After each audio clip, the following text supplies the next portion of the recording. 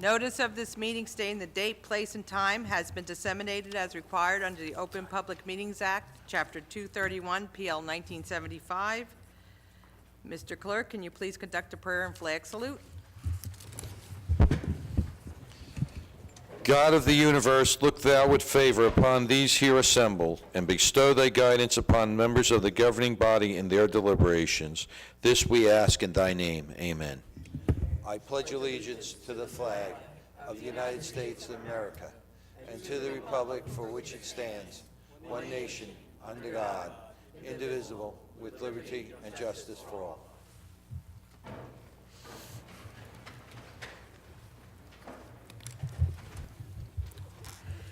In the event of an emergency, the proper method of exiting the council chambers is through the three doors in the rear of the room. Occupants should proceed down the staircase, out the front door, and move away from the area of the front steps. Any member of the public wishing to speak during the public comment session of the end of the meeting is to please sign in on the white sheets provided in the front of the room. Please turn off all cell phones or place them on vibrate. If you must take a call, please leave the council chambers to do so. Mr. Clerk, can you please call the roll? Mrs. Ormond? Here. Javik? Here. Brown? Here. Mohammed? Present. Cosby? Excused. Roman? Present. Strano? Here. Medina? Here. Hickey? Here. Mrs. Yemakaitis? Here. Can we have approval of the minutes from the regular meeting of February 19, 2019? I make a motion to approve the minutes of the regular meeting of February 19th. Request a second. Second. Mrs. Ormond? Yes. Javik? Yes. Brown? Here. Yes, sorry. Mohammed? Yes. Roman? Yes. Strano? Yes. Medina? Yes. Hickey? Yes. Mrs. Yemakaitis? Yes. Okay, we're going to go into the presentations. I would like to ask Mayor Armstead to please come down to the floor for a proclamation for National Poison Prevention Week.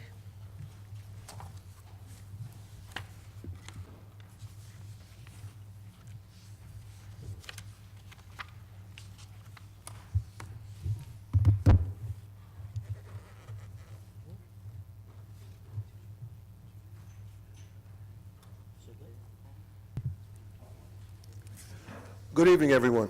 Good evening.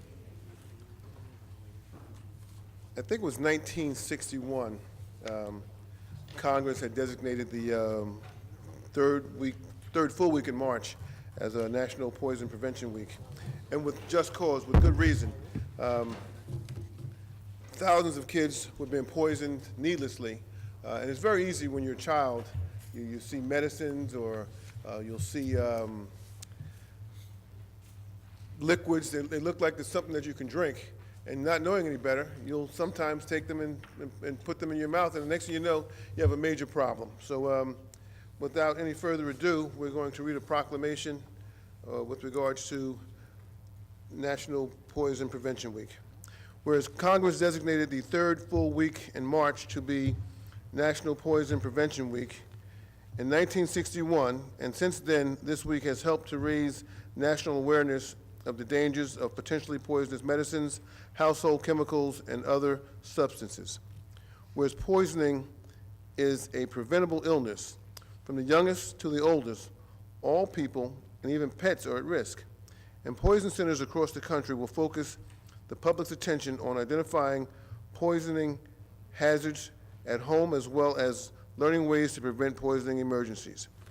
And whereas a poison is defined as anything that is taken in the wrong amount, in the wrong way, or by the wrong person, and unintentional poisoning is the leading cause of unintentional injury, death in New Jersey, outnumbering deaths by motor vehicles and firearms. And whereas drug overdose deaths include those from prescription and over-the-counter medications, as well as illegal drugs such as heroin, methamphetamines, remain in epidemic proportions for both New Jersey and the United States, and approximately 94% of unintentional poison deaths nationally and 96% in New Jersey. Drugs are the poison. Whereas, although the majority of reported poison exposures involve children 5 years old and younger, the majority of poisoning deaths occur in adults aged 20 to 59, and lead poisoning remains the major public health concern. Elevated blood levels can cause significant and permanent damage to the health and well-being of young children. There is no safe level of lead. Stop a child's exposure to lead before it causes harm. And whereas the New Jersey Poison Information and Education System, a division of the Department of Emergency Medicine of New Jersey Medical School of Rutgers, the State University of New Jersey provides expert advice, drug information, and poison prevention education to New Jersey residents through the 800-222-1222 Poison Help Hotline. And all services are free, confidential, multilingual, and available 24 hours a day, 7 days a week, 365 days a year, and even during bouts of Mother Nature. And whereas the public can contact poison experts by calling 1-800-222-122 or chatting www.njpies.org or texting 800-222-1222 at njpies.org. And whereas consumers must be aware that e-cigarette devices, hookah pipes, and liquid nicotine may contain very high doses of nicotine and enticing colors, aromas, and flavors, increasing the likelihood that small children and pets will focus their attention to them. These products pose serious risk of poisoning, and poison experts urge residents to use our services as a resource for poison and drug information instead of consulting the internet for information that may not be accurate. And whereas we encourage all citizens to program the Poison Helpline 800-222-1222 into home, office, and cell phones, because a rapid response can make the difference in preventing serious injury and saving lives, and poison centers help to eliminate thousands of unnecessary and expensive emergency department visits by offering callers access to free confidential medical advice. And whereas NJ Pies is also involved with the state's efforts in homeland defense, counterterrorism, emergency preparedness and response, biosurveillance, and surveillance for clusters of poisoning and their sources, products, food and beverages, chemicals in the workplace and at home, environmental toxins, drugs and medicine, and animal and insect bites and stings. Now therefore, I, Derek Armstead, Mayor of the City of Linden, State of New Jersey, do hereby proclaim that the week of March 17th through the 23rd, 2019, as National Poison Prevention Week in New Jersey, and encourage all citizens to pledge their commitment to ensuring the safety of themselves, their families, and community. That was a tough proclamation. Thank you, Mayor.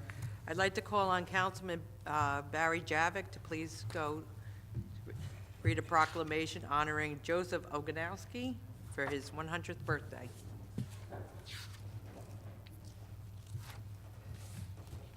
Do you have it, Barry? You have a proclamation?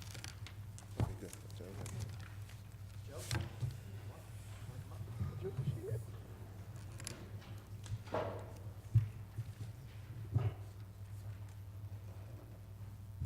This gentleman is a friend of mine for more than 10 years, and he just hit his golden age of 100 years old.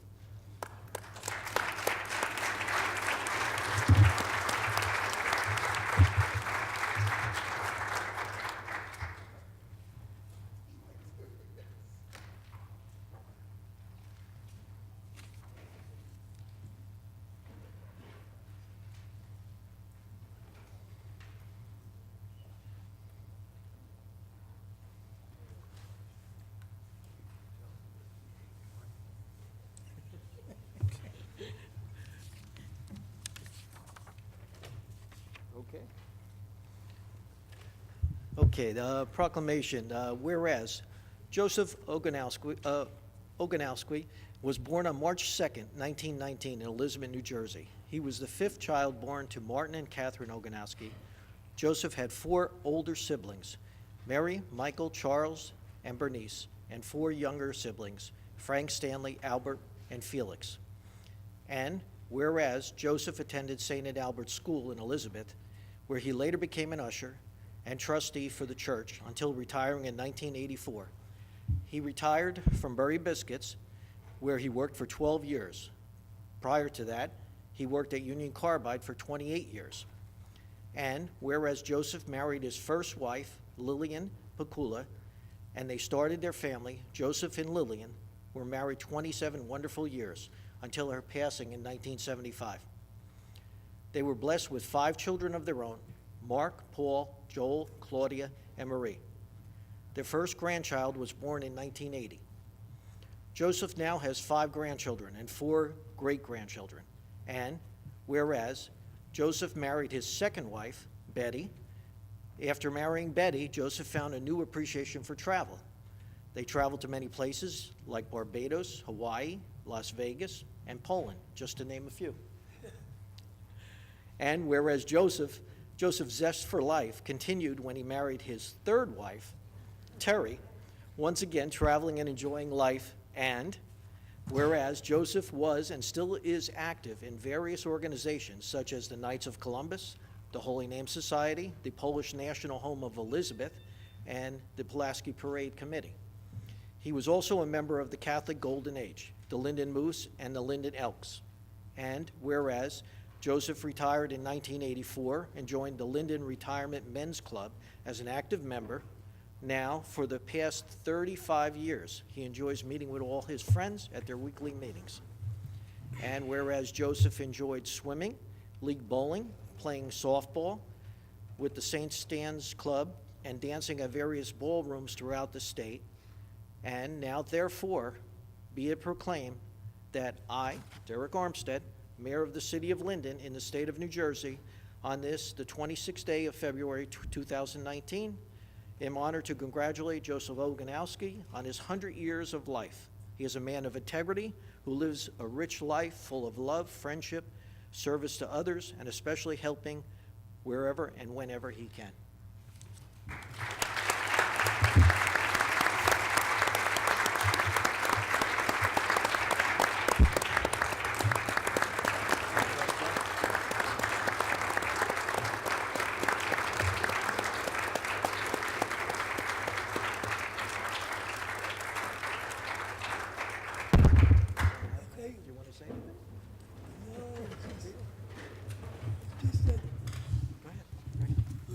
Life is not a picnic.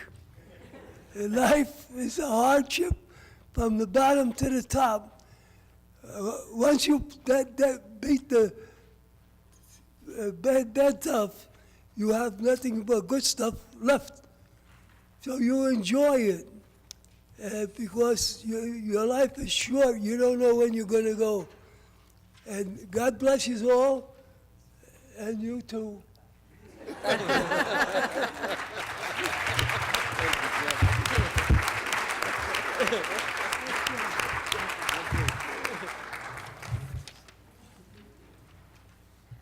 Mayor Armstead, could you please read the proclamation for Kids to Park Day? Okay.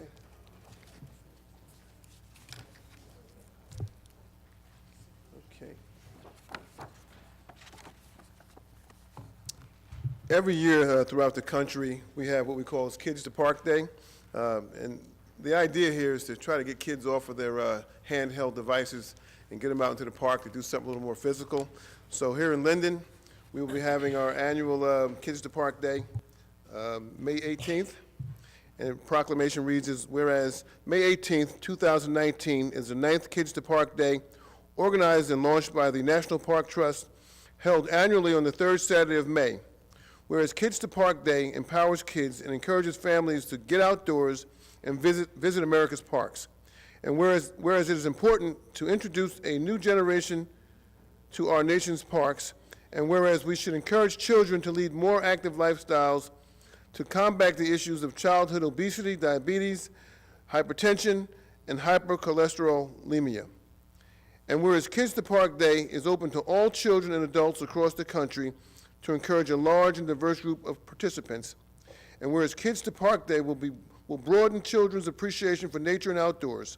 Now therefore, I, Derek Armstead, the Mayor of Linden, New Jersey, do hereby proclaim this 19th day of March 2019 to participate in Kids to Parks Day in partnership with our Mayor's Youth Commission and Public Property and Community Services Department, and I urge the residents of our community to make time on May 18th, 2019, to take the children in their lives to a neighborhood, state, or national park.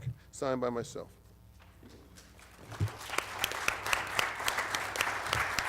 Thank you, Mayor.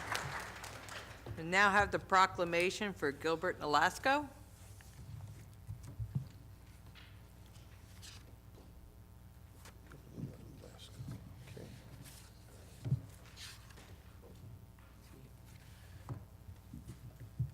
Let me preface this proclamation by stating, we have some outstanding kids, some outstanding children in our school system. And I never knew this, that he had overcome such adversity.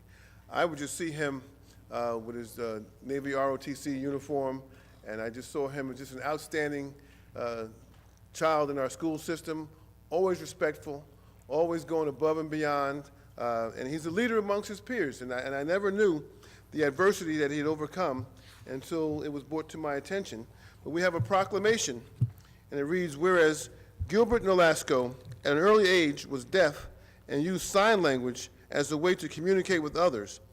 And while enrolled in the public schools pre-kindergarten class, he was unable to communicate with peers, and because of his disability, was enrolled into a special education program. And whereas Gilbert Nolasco, while in elementary school, miraculously regained his hearing, and with the support of his parents and teacher, began to catch up with his peers and started to make regular education classes in the special education program. Whereas Gilbert Nolasco was frequently teased for his learning deficiencies, and he struggled with feeling isolated and unaccepted. It was because of this he became determined to not let others define him, and he worked relentlessly to achieve success in school, spending countless hours outside of school working diligently to complete homework and review material that he struggled with in class.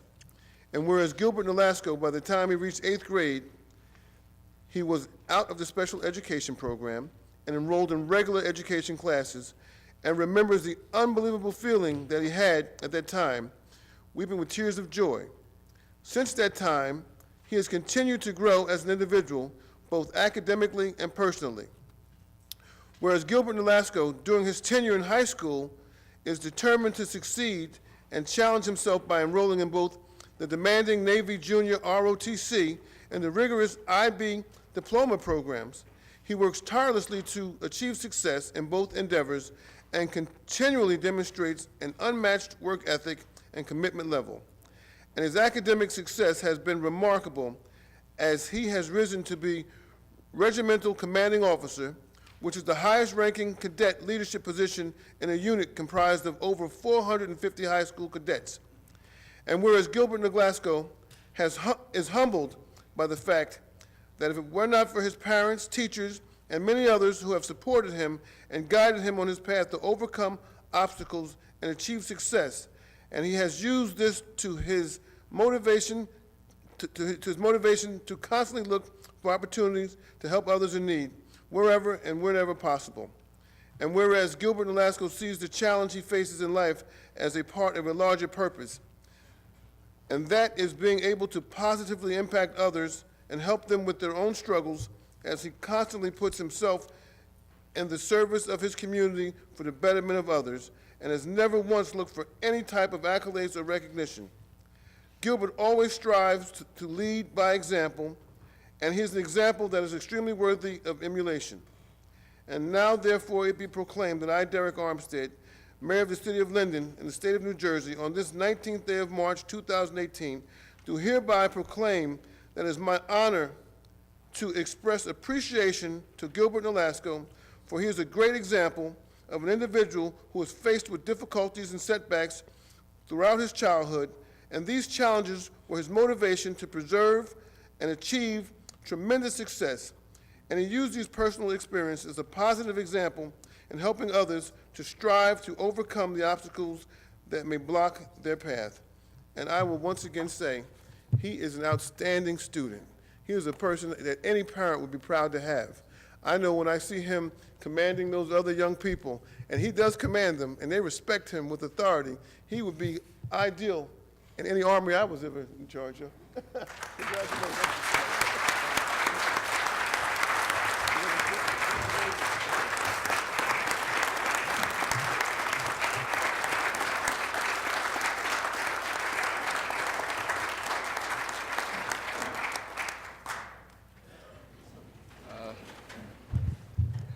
Thank you, everyone. I'm deeply honored for this proclamation, and let's give a round of applause to our mayor for the fantastic job he's been doing for our city.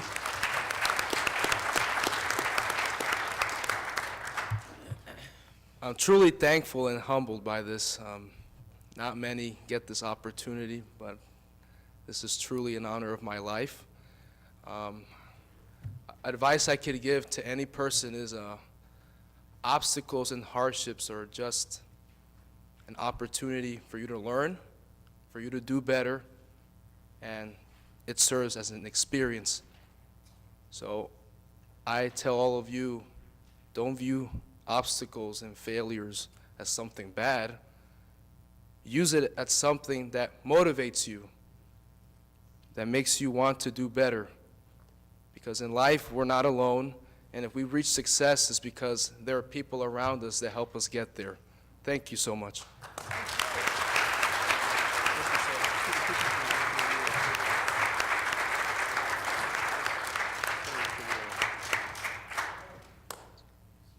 Josh, let's get one more.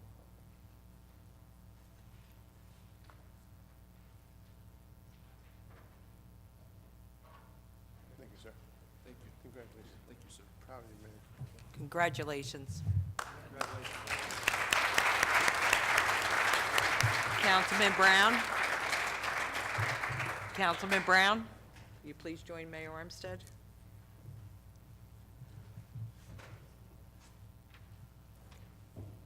Mayor, we're going to start with the presentation to Sherry Pisano, Okay, bowling team. yes. I'm going to let Councilman Brown read both of these presentations. No, you're up here now, He's- buddy. You're here now. That's what we hired you for. There you go. But I'm going to say a few words prior to this. I am an avid Linden High School basketball fan. And we sometimes say Linden means basketball. But tonight, I got to tell you something. We may have to change that slogan. You know what I mean? We may have to say Linden means bowling. Because we've got an outstanding bowling team. Year in and year out, they bring home the gold. And they couldn't do it without a tremendous, and I mean a tremendous coach, Sherry Pisano. So,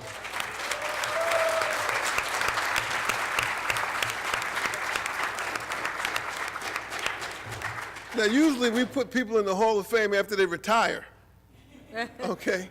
But she's making it to the Hall of Fame before she retires. So what do we do after that? Is there some other type of fame we can put you in? I don't know. Maybe we just build a statue and put it outside the building. I don't know. But no, Ms. Pisano, would you please come up? I just want to thank you for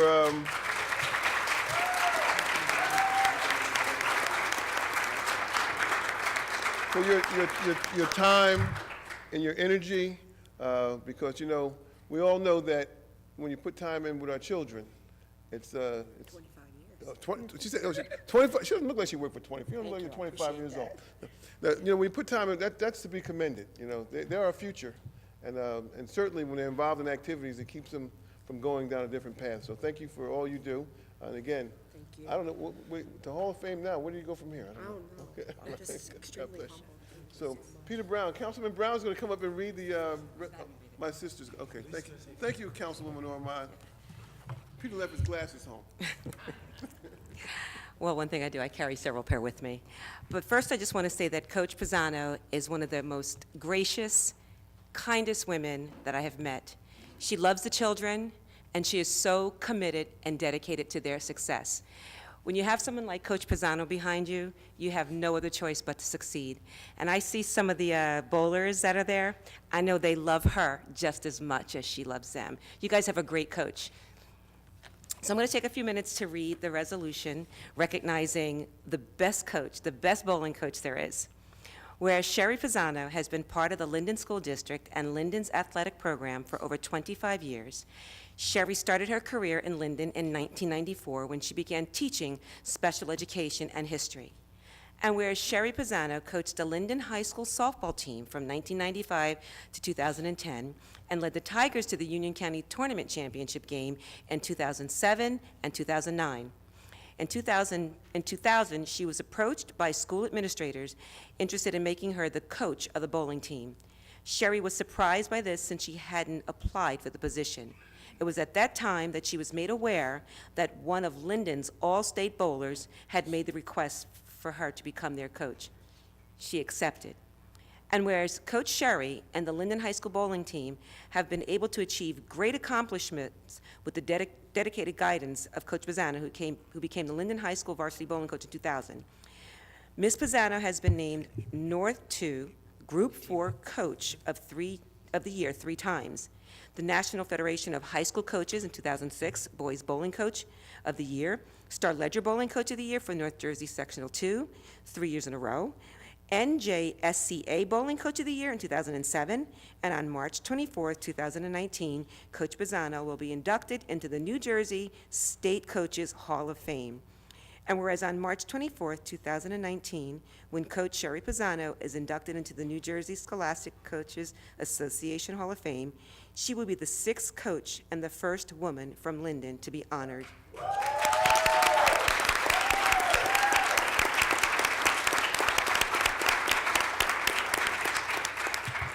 Therefore, Derek Armstead, Mayor of the City of Linden, and the members of the governing body do hereby congratulate Coach Sherry Pisano and thank her for her hard work and dedication to the students and the sport of bowling. Signed, passed March 19, 2019, signed Council President Michelle Yamakaitis and Mayor Derek Armstead. Congratulations, Coach. I appreciate it. Thank you so much. And I just want to say one other word. Not only is she just wonderful to the kids on her bowling team, she's wonderful to all the kids. Every single last child that crosses her path, she takes a special interest in them, and especially those with special needs. So I just love her for that. Let's take a quick picture. Sure. We Okay. want to give you a little resolution here. So.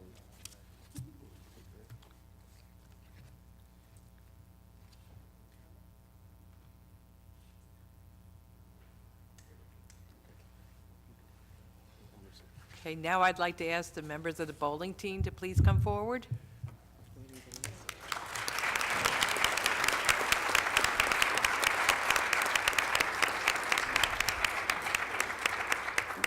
Now, she's a good coach, but we all know if you don't have anything to coach, you can't succeed.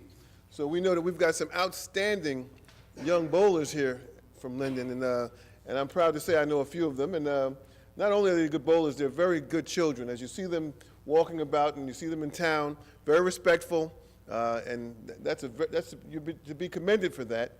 So keep up the good work, guys. And again, we have a resolution for you guys, and I'm going to let my sister read that as well, and we'll take a picture. To the Linden High School bowling team, whereas under the direction of Coach Sherry Pisano, the 2018-2019 Linden High School bowling team had a very exciting and successful season. And whereas the Linden High School bowling team this season finished at 14-3, capped off a 43-match winning streak that stretched back-to-back seasons, winning the Union County Tournament. Over the years, under Coach Pisano's direction, this Tigers team have won both sectional and Watchung Conference titles. And whereas the Linden High School bowling team was able to achieve these accomplishments with the dedicated guidance of Coach Pisano, who became the Linden High School varsity bowling coach in 2000, Ms. Pisano was named North 2 Group 4 Coach of the Year 3 times, the National Federation of High School Coaches 2006 Boys Bowling Coach of the Year, New Jersey, and she currently serves on the NJSIAA Bowling Rules and Regulations Committee. And on March 24, 2019, Coach Pisano will be inducted into the New Jersey State Coaches Hall of Fame. And whereas the Linden High School bowling team 2018-2019 roster includes members James Fitz, Anthony Golubeck, Matthew Soto, Justin Peters, Darius Lewis, and Nicholas Plummer. And now, therefore, Derek Armstead, Mayor of the City of Linden, and the members of the governing body do hereby congratulate the Linden High School bowling team and staff on their successful bowling season. This 2018-2019 bowling team and a season will be remembered for many years. Passed March 19th and signed by Council President Michelle Yamakaitis and Mayor Derek Armstead and City Clerk Joe Bodak.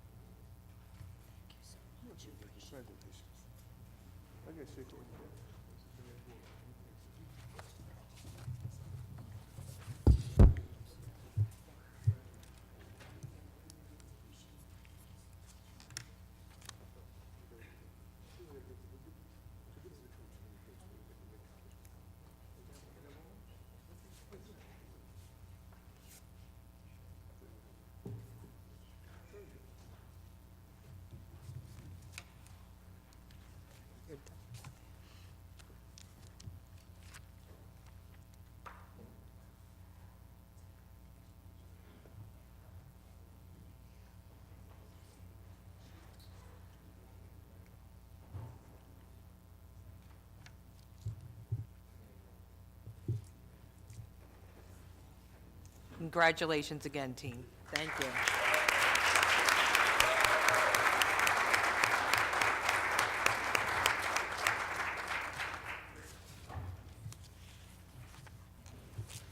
Okay, we're going to now move on to ordinances. Ordinance 63-7, which was continued from the February meeting. Mr. Clerk, can you please read the ordinance? An ordinance to adopt an amendment to the redevelopment plan entitled 1001 West Elizabeth Avenue Redevelopment Plan, Block 423, Lot 402, pursuant to the local redevelopment and housing law, NJSA 40A:12A-1 at sequence. Has the ordinance been properly published and posted? Yes, ma'am. Has any written communication been received? No, ma'am. Is there anyone that wishes to be heard on this ordinance? Seeing none, can I have a motion, please? Council President, I'd like to make a motion to close ordinance 63-7 and ask for a second, please. Second. Mrs. Ormond? Yes. Javik? Yes. Brown? Mohammed? Yes. Roman? No. Strano? Yes. Medina? Yes. Hickey? Yes. Yemakaitis? Yes. Ordinance 63-9. An ordinance entitled, "An Ordinance to Establish a Schedule of Titles, Salary Ranges, and Regulations for Maintaining the Classification and Salary Standardization Plan for All Employees of the City of Linden," passed August 15, 1995, and approved August 16, 1995, Schedule 4-NN-2. Has the ordinance been properly published and posted? Yes, ma'am. Has any written communication been received? No, ma'am. Is there anyone that wishes to be heard on this ordinance? Seeing none, motion, please. Motion for the passage of ordinance 63-9 and ask for a second. Second. Mrs. Ormond? Yes. Javik? Yes. Brown? Yes. Mohammed? Yes. Roman? Yes. Strano? Yes. Medina? Yes. Hickey? Yes. Mrs. Yemakaitis? Yes. Ordinance 63-10.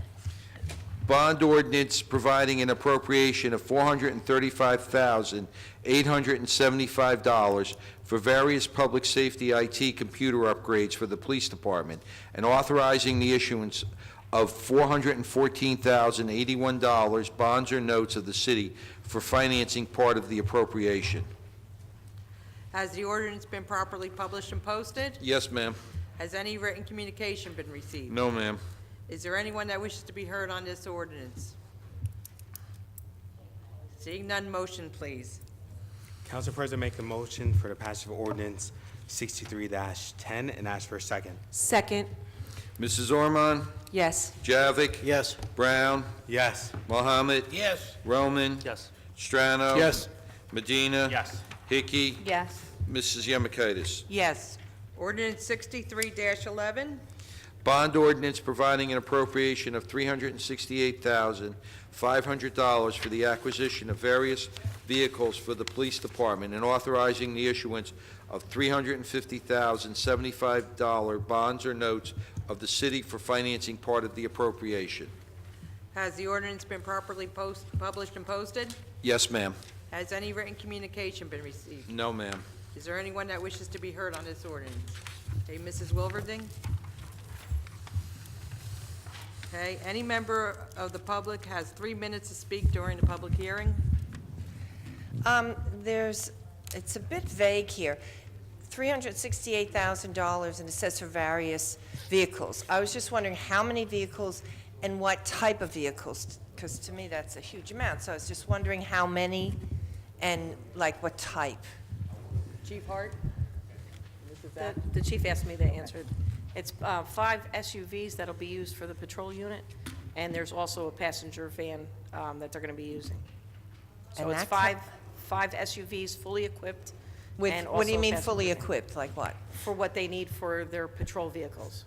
Their necessary computers and items that they have to have, fully equipped vehicles.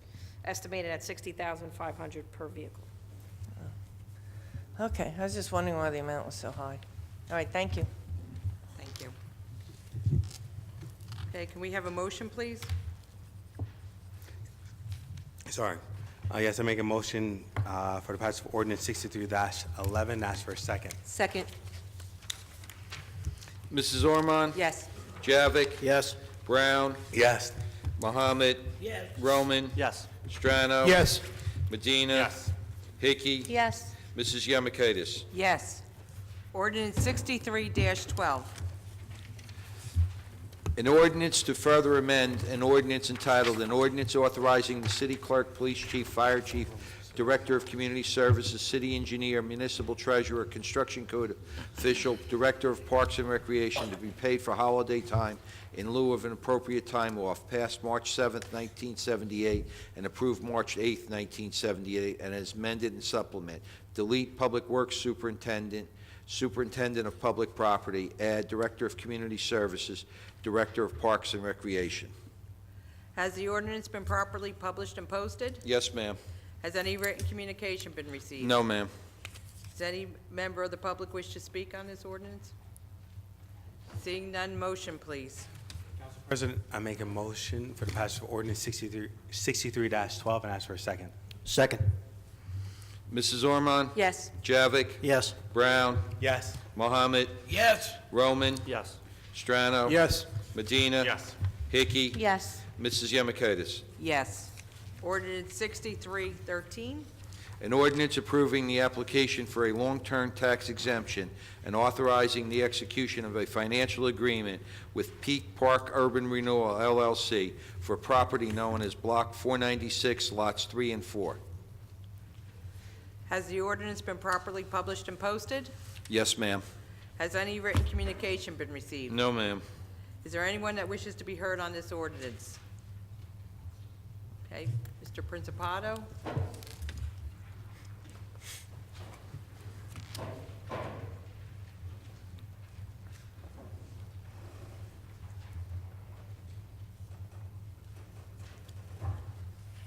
John Principato, 1706 Westover Road. What's the exact tax exemption on this property? Mr. Antonelli?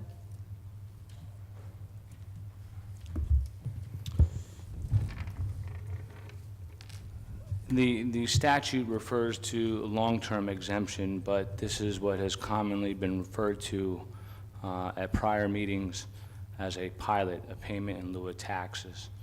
As I've explained before, in this scenario, the city has sought fit to enter into a financial agreement with this developer, which results in greater revenue to the city than it would normally receive had it been a regular assessment.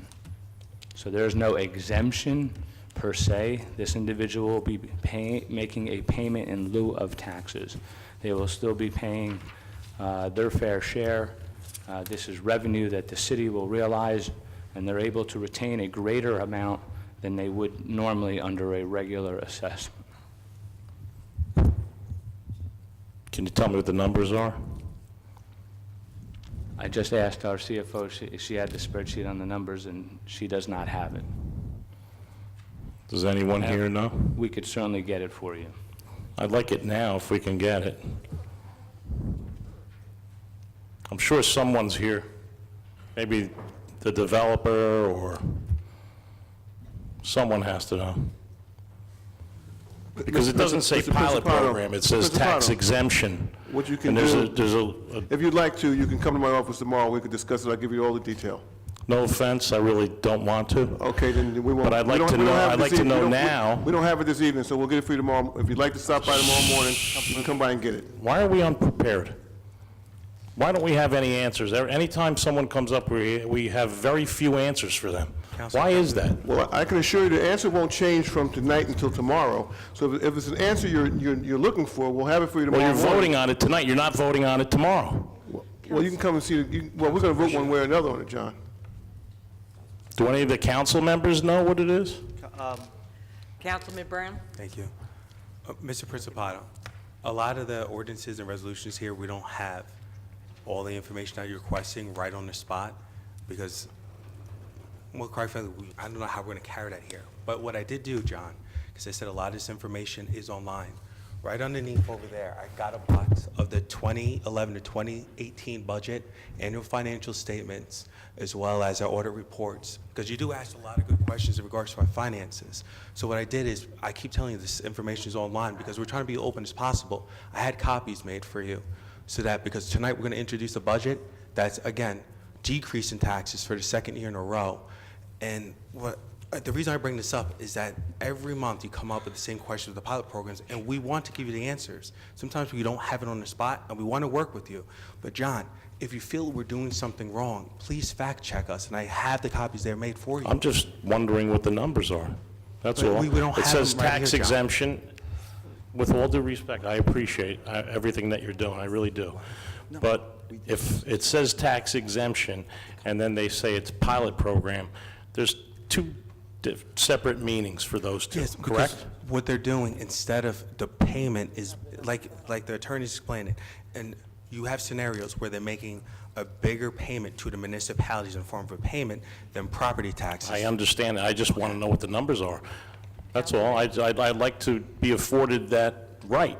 Councilman Roman, you have? Thank you, Council President. John, paperwork. I have rough numbers in my head. I asked for the numbers last month when this ordinance came up in order to be comfortable voting for it. I would say, there's 14 townhouses, if I remember correctly. I think they all start around 8,000 or 8,000 apiece. What is it, 20 years? Alex? I think it's 20 years, but it could be 30. But it goes up to 15, 16 after 30 years. That's per Councilwoman, year, do per you have the unit. paperwork on you here? 16,000 per unit That's 30 years from now. in 30 years. Yeah. So 8,000 now, you're saying? Yeah, and then it goes up, it perpetually goes up over the life of the pilot, 20, 25 years, 30 years, whatever the pilot is, and it comes out to 16,000. From my understanding, Council President, thank you, from my understanding on this, and I compared them to other townhomes with similar style properties, it's not, I can't say the taxpayers are getting ripped off. Again, I have problems with pilot programs in general in residential areas, but as per the rates, it's not that bad, Councilwoman, you have the actual figures in front of you? in my opinion. Thank you. Thank you. Could you please give Mr. Mr. Principato, thank you. Actually, you know that my concerns many times over pilot programs, so I asked extensively last month regarding this. First of all, the property has been down for a long time. It's in the 8th Ward. It's been an eyesore. I believe it was partially contaminated as well. There was 14 townhomes that are going up. And when I asked about how much we'll be receiving, they told me $9,600. So I got all nervous at first because I thought it was $9,600 for the whole thing. But actually, it's $9,600 per unit starting. So I thought, and I will be voting yes on this, that this was a sufficient amount of money for us to receive for what is going there and the issues on the property. So $9,600, I was told, per unit, so times 14, and I'm guessing with that being said, the escalation of the program, that the financial program they're getting, we will be set ahead of the game on this specific project. Councilman Roman? And to add to that, there was, as Councilwoman Hickey had alluded to, there was contamination there. Right, that's what I was going to ask. Yeah, so. Was that remediated? So yes, but given, well, to my understanding at least, I can't speak to that. But given the fact that the pilot offers financial stability to whoever the builder is, to know how much he's going to spend to build it, how much he's spending over the next 30 years, so that way he can get financing for it. And the number took into account the fact that there was contamination that needed to be cleaned up.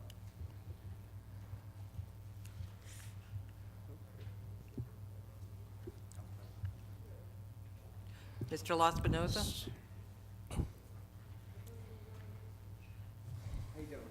Alex Laspinoso, LEDC Director. Could I ask you to please turn the podium around? So, I just want to be clear, this meeting on live television is not the only meeting we've had in regards to this matter. I mean, there's LEDC meetings, there's Revenue Enhancement Committee meetings, there's all types of meetings, there's all types of resources.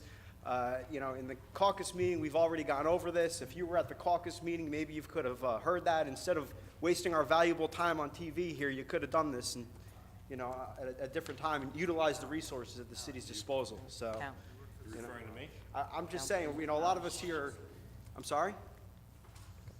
But I'm just saying, this isn't the only meeting that we've gone over this. There's a lot of other meetings that. I'm wasting your time. I Thank mean, you. just being honest.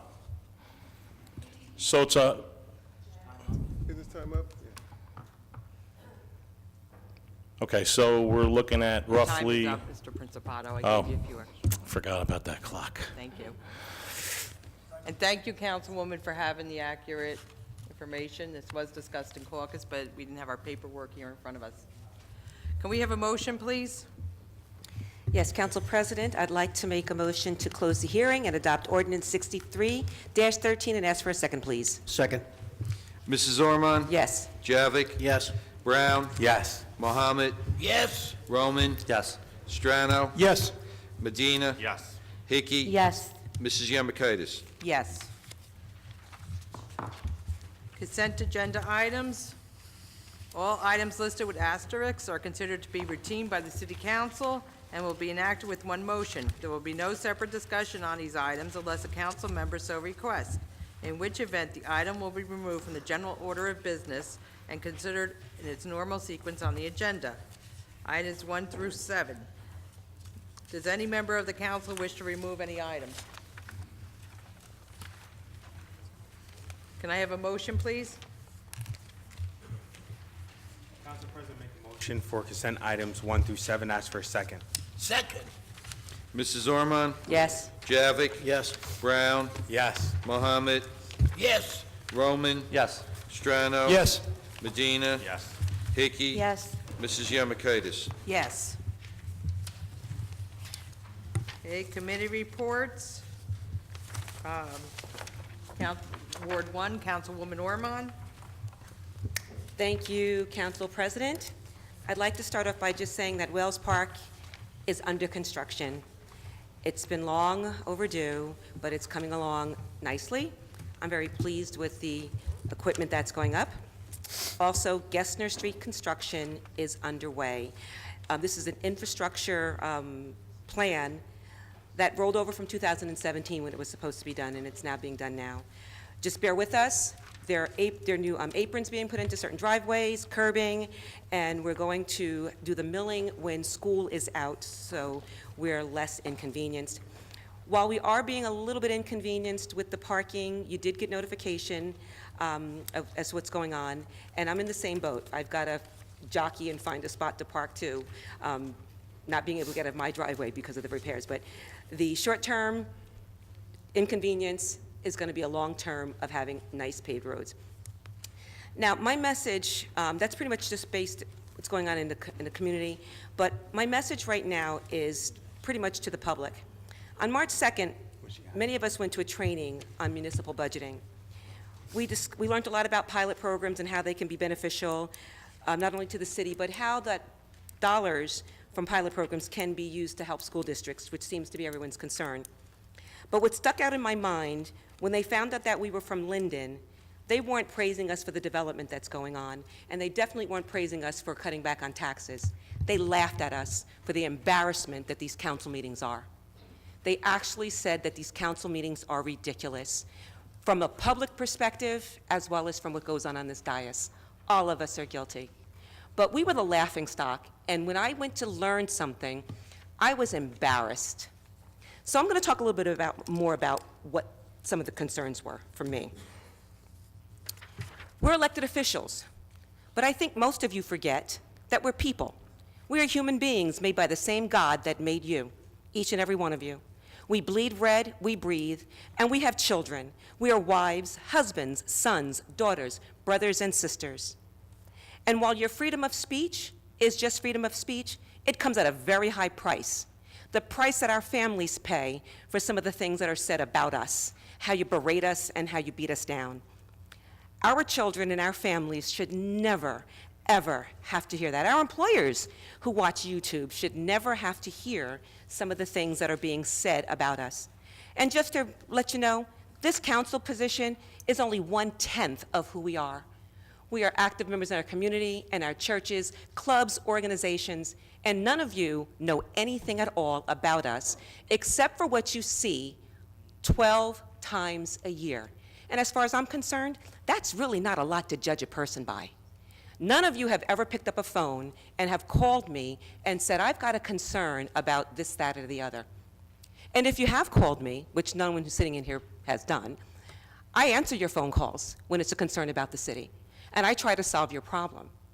And I'm going to be totally honest with you. When I took my oath of office, there was nothing said in the oath of office that I have to be berated, beat down, called names, yelled at, and screamed at while I'm here on council. But you know what? I'm an elected official, and I have to take it. I have to sit here and let you do this. But you know something? I'm going to now fill my bank with fortitude, perseverance, and a whole lot of other things. And I know all the things that are being said, that's not who I am. That is not who makes up Lisa Ormond, the council person here. So just take a time, if you want to come and berate, put down, become a part of my life. Understand who I am outside of this 4-hour marathon that we have. Get to know me. Get to know the advocate that I am for children with autism and how I fight for children who are on the spectrum when their parents have no idea where to turn and what to go. Get to know that side of me, okay? Then you will totally see that this is only just minuscule of who I am and what I do. But once again, it was just an embarrassment because the council here, we're going to be remembered 10 years from now. They're going to remember Councilman Ormond. They're going to remember Council President Michelle Yamakaitis because we enact legislation. We pass ordinances.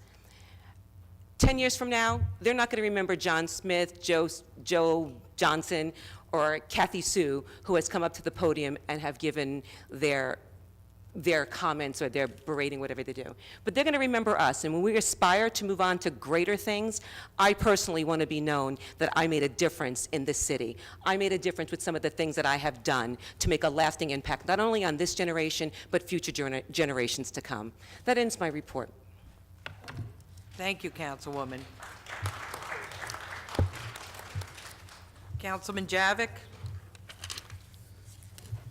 Starting out as the chairman of the fire committee, the Fire Prevention Bureau has collected the following monies during the month of February 2019. It's a grand total of $5,152.45. And in regards to the Linden Fire Department ambulance billing, the amount of $58,247 $1.98 for February 2019 has been added to the total deposit for 2019 totaling $116,393.27. Also, I'd like to let everyone know that our new ambulance is now in service. In sharing with our Second Ward residents about what's going on in our community, first and foremost is the demolition of the abandoned United Lacquer site. It is now on track to be redeveloped. This site sat vacant for years, costing the taxpayers money under our past administration. With the support of our mayor and Alex Laxpinoso, who is the Director of Economic Development, we will now have a vibrant residential and retail establishment that will create jobs and revitalize, rejuvenate what was an aging, mixed-use neighborhood, changing the dynamics of that area for years to come. The former JTG scaffolding site, also on Elizabeth Avenue, had changed developers. It is now being cleaned out for preparedness of demolition. This will be a key component in Linden's Transit Village Renaissance. With 234 units plus amenities, we have made sure that it contains adequate parking, all self-contained, within the project, which will be a definitive point of entry into our revitalization of the downtown plan. Keeping in the area of parking, regarding the parking, we just rolled out through our traffic department commuter parking decals to make sure homeowners and renters have adequate parking in front of their residences. As we look at how this is working, we may roll out additional streets, I would probably say by year end or next year, if we find that we need to. Through some emails I had received, I was made aware that we never had heaters also on the southbound train platform for those very cold days. So through the efforts of Jerry Bishop, in connection with the New Jersey Transit, we're getting that accomplished right now.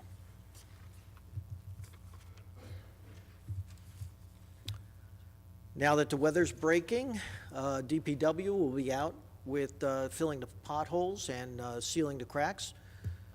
You will also see them out on the roads, starting the repaving. Roads are getting damaged by the overuse of trucks on our residential streets. We are currently working on creating truck routes through these areas to solve this problem. This rollout is going to continue for quite some time on that. This year, I am also the liaison to the Shade Tree Commission. Anyone wanting additional trees, removals, or pruning, please contact your council person who can forward to me so I can bring this information to our regular meetings. On April 26th at school number 8, we're having our Arbor Day celebration, dedicating a linden tree that will be planted and also raising the Tree City USA flag. We will also be having combined, actually we will also be having it combined in the spirit of working together, the 1st, 2nd, and 3rd Ward. We're going to have a public safety meeting on March 28th at the Linden Public Library on East Henry Street.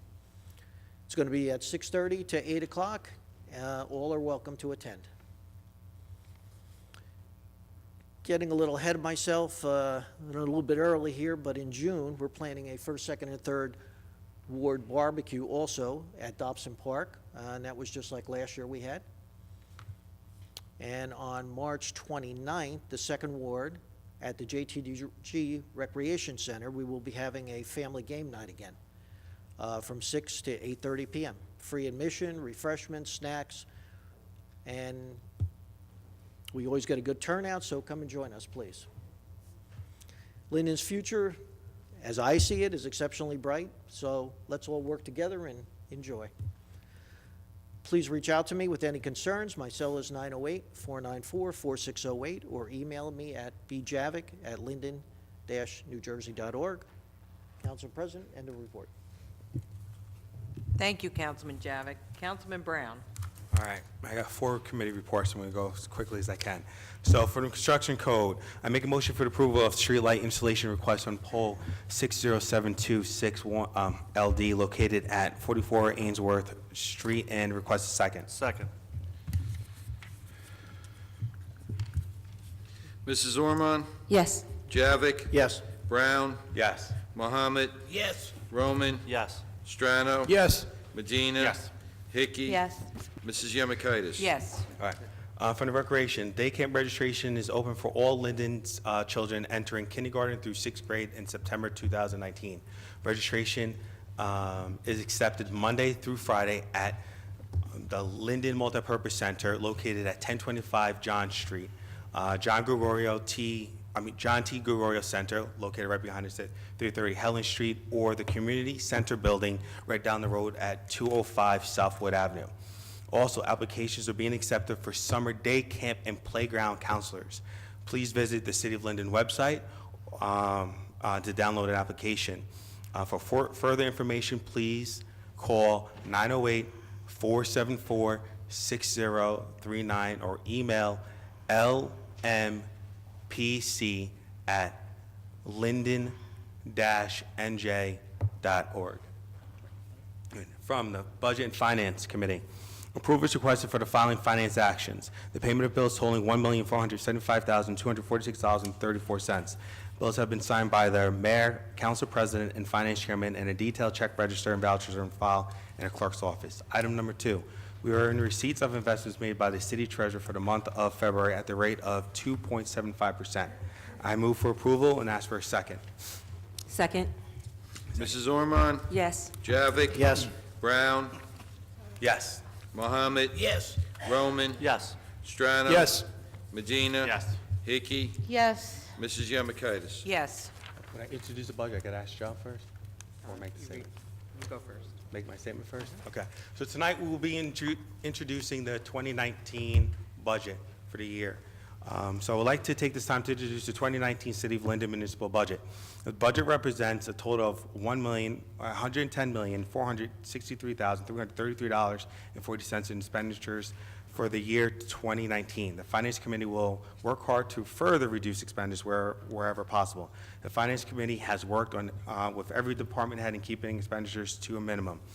The Finance Committee is proud to deliver this budget at a decrease in the municipal portion of a tax rate by $4.93 based on the average assessed home value of $131,634.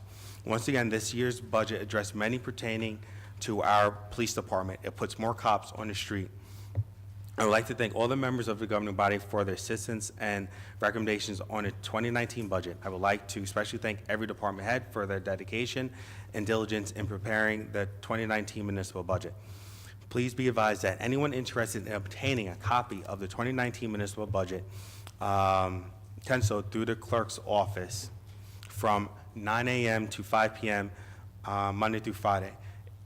If you are unavailable to pick up a copy, you may contact the clerk's office at 908-474-84952, and a copy will be sent to you. It is also available through the City of Linden website at www.linden-nj.org and for viewing at the Linden Municipal Library. Mr. Bodek, can you please read the budget introduction? Municipal budget of the City of Linden, County of Union for the calendar year 2019. Be it resolved that the following statements of revenue and appropriation shall constitute the municipal budget for the year 2019. Be it further resolved that said budget be published in the Union County local source in the issue of March 28, 2019. The governing body of the City of Linden does hereby introduce the following as the budget for the year 2019. Notice is hereby given that the budget and tax resolution was introduced by the governing body of the City of Linden, County of Union on March 19, 2019. A hearing on the budget and tax resolution will be held at City Hall on April 16, 2019 at 7 p.m., at which time and place objections to said budget and tax resolution for the year 2019 may be presented by taxpayers or other interested persons. Okay, can I have a motion to introduce the budget? I make a motion for the introduction of budget, the 2019 budget. I just want to say a little side note. Next month is when we usually do the budget presentation to go over the numbers and programs, things like this. In the meantime, though, you still have the opportunity to look at the budget to ask questions. So just want to clarify that. So make a motion for the introduction of the 2019 budget and ask for a second. Second. Mrs. Ormond? Yes. Javik? Yes. Brown? Yes. Mohammed? Yes. Roman? Yes. Strano? Yes. Medina? Yes. Hickey? Yes. Mrs. Yemakaitis? Yes. Another thing that's happening in the ward, we have this Nextel reverse 911 system. I'm not sure how many people here in the audience are part of it, but I wanted the police chief to at least go over that program because I believe they're doing some testing in my ward. But Chief, I want you to talk about that a little bit more, please. Yeah, good evening. There's two Nixle. We encourage all citizens in Linden to sign up for Nixle on your cell phone. You get citywide alerts for traffic issues, any emergencies within the city. We try not to overburden you with too many messages from minor street closures, generally major street closures, and any emergencies within the city. The city also has a Nixle system, which we call the Reverse 911. You may or may not have heard of it. It entails calling hardline phones. There are some seniors and others in the town that do not have cell phones or access to cell phones. We try to test this on a quarterly basis within the city. This Friday is the plan. If it goes according to plan, Friday we'll be testing primarily the 3rd Ward. It's a 3rd Police District. But if you get any phone calls, it's an automated system that'll ring. We're going to post this on our city Facebook and send a Nixle alert out on the cell phones that we're going to be doing this test. But it is a legitimate police test. It will be conducted Friday, primarily the 3rd Ward. There may be some overlaps into the 2nd, 1st, and the 4th Ward by a street or two. So this will be done Friday, and it'll be done quarterly. We will announce ahead of time what area of the town that we're doing it. It's a great way to get the message out for a citywide emergency if someone does not have access to a cell phone. Thank you. And for the last couple of months, and I didn't mean to talk about this month, but in regards to an email I received just here, confirmed for the last couple of months I've been saying my friends and family have been harassed, things of this nature. I brought it up to the attention of council even last month to the point where I said I was going to file complaints, to the point where another council person's making accusations. Today, and if you guys see me going back and forth, I received an email from a guy confirming that for 18 months this guy has been following me, my friends, my family, sent an email of a website where he's been investigating, as people keep saying, following my friends, my family for 18 months. And the reason why I bring this up is a lot of times we think it's okay where members of the public come up here and attacking us back and forth all the social media, but it's getting out of control where individuals are following you and investigating you and calling your job. And these are things I haven't been talking about, where there's paper trails out there that we've collected, where people are calling my work, hanging up, sending emails to my employer, and a lot of it's being fed by people on this dais where there's been links been made of this individual where, I'm sorry if you see me back and forth, I just got the email today from this individual confirming it. And this stuff needs to stop in Linden, because I keep saying Linden is better than this. We're all raised better. And it's upsetting that for my last month on my last year on council, where in this municipal budget where we delivered another tax rate decrease in 2 years, we still find it in ourselves that we'd rather attack each other than work together. Next month, I'm going to be talking about some of the programs that we've done over the last couple of years and that we will be doing this year. Everything from a STEM month that we're looking to do, bringing back in the Liberty Science Center, working with colleges and universities to help educate our children here and do some programming, the art house, the banners on Wood Avenue, but yet I have to talk about this because it's upsetting and disgusting that people are spending their own life following and harassing me and my family, as well as other members on the council. And I've said it repeatedly, it needs to stop. Because at the end of the day, that time and energy should be spent on improving Linden, getting your hands dirty, helping planting flowers, doing things that we all can do to move forward. That's all I want to say. Thank you, Councilman. Councilman Mohammed. Good evening, Council President. Following report from the city clerk, 131 work at marriage transfer, total revenue $965. Thank you, Councilman Brown. 18 marriage and civil union license, $54. No domestic partnerships.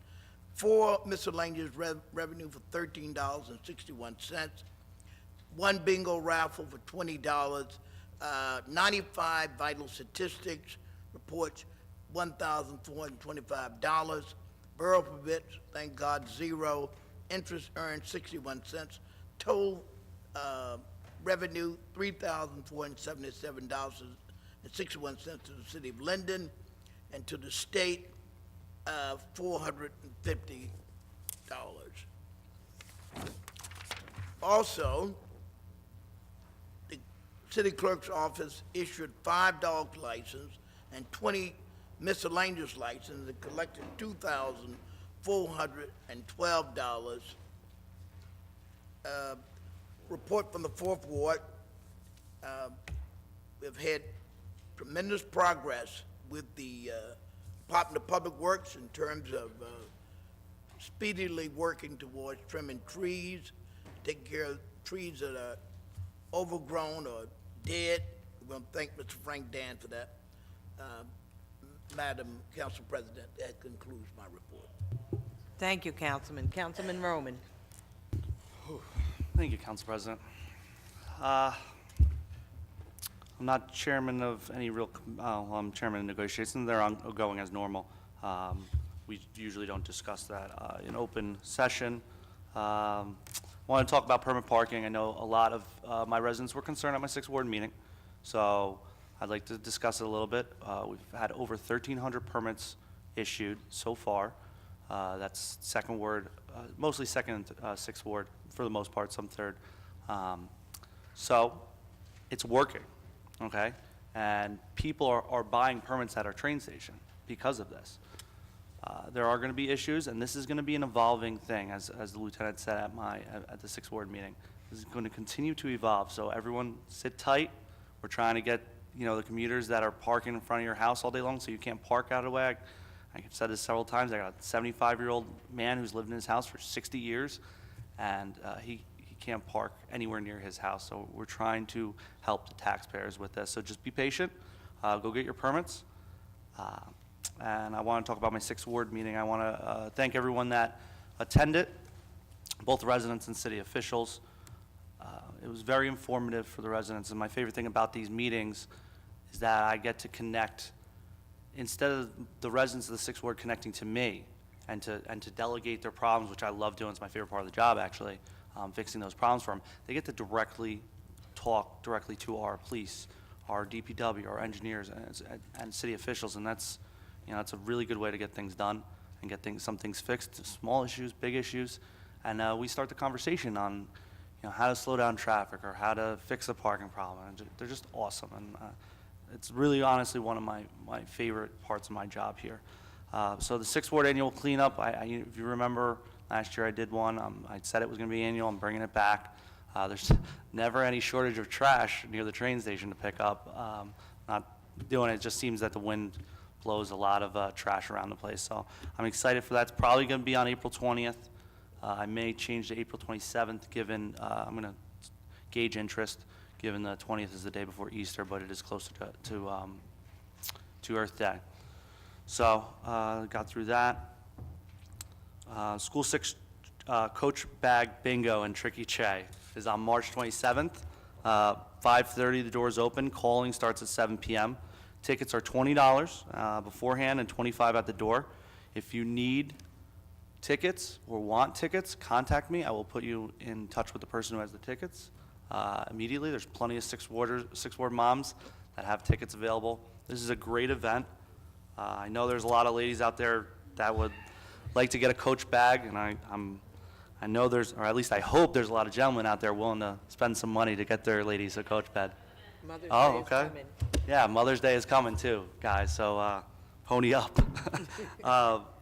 So again, that's March 27th, 5:30 at, 29th? Thank you, March 29th, 5:30 at School 6.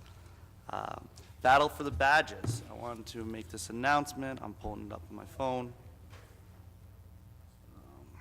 So there is a Battle of the Badges.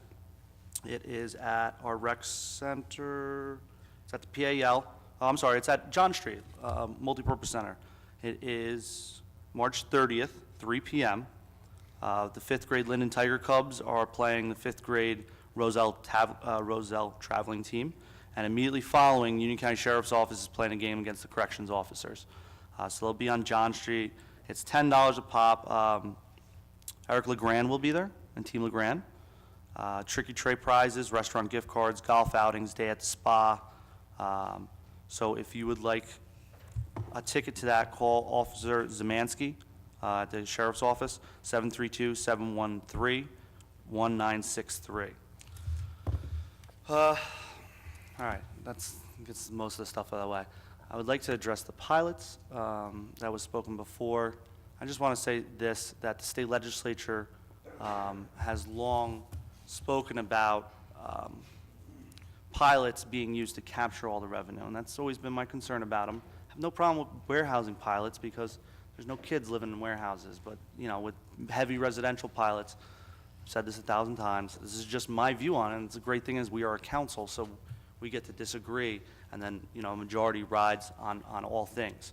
But I want to quote our Senate President, and he says, "I support pilots, but I believe I believe in pilots and they're important, but some places might need them more, and they can use them a way to capture all the revenue into the municipal budget, because obviously it doesn't go into the Board of Education budget."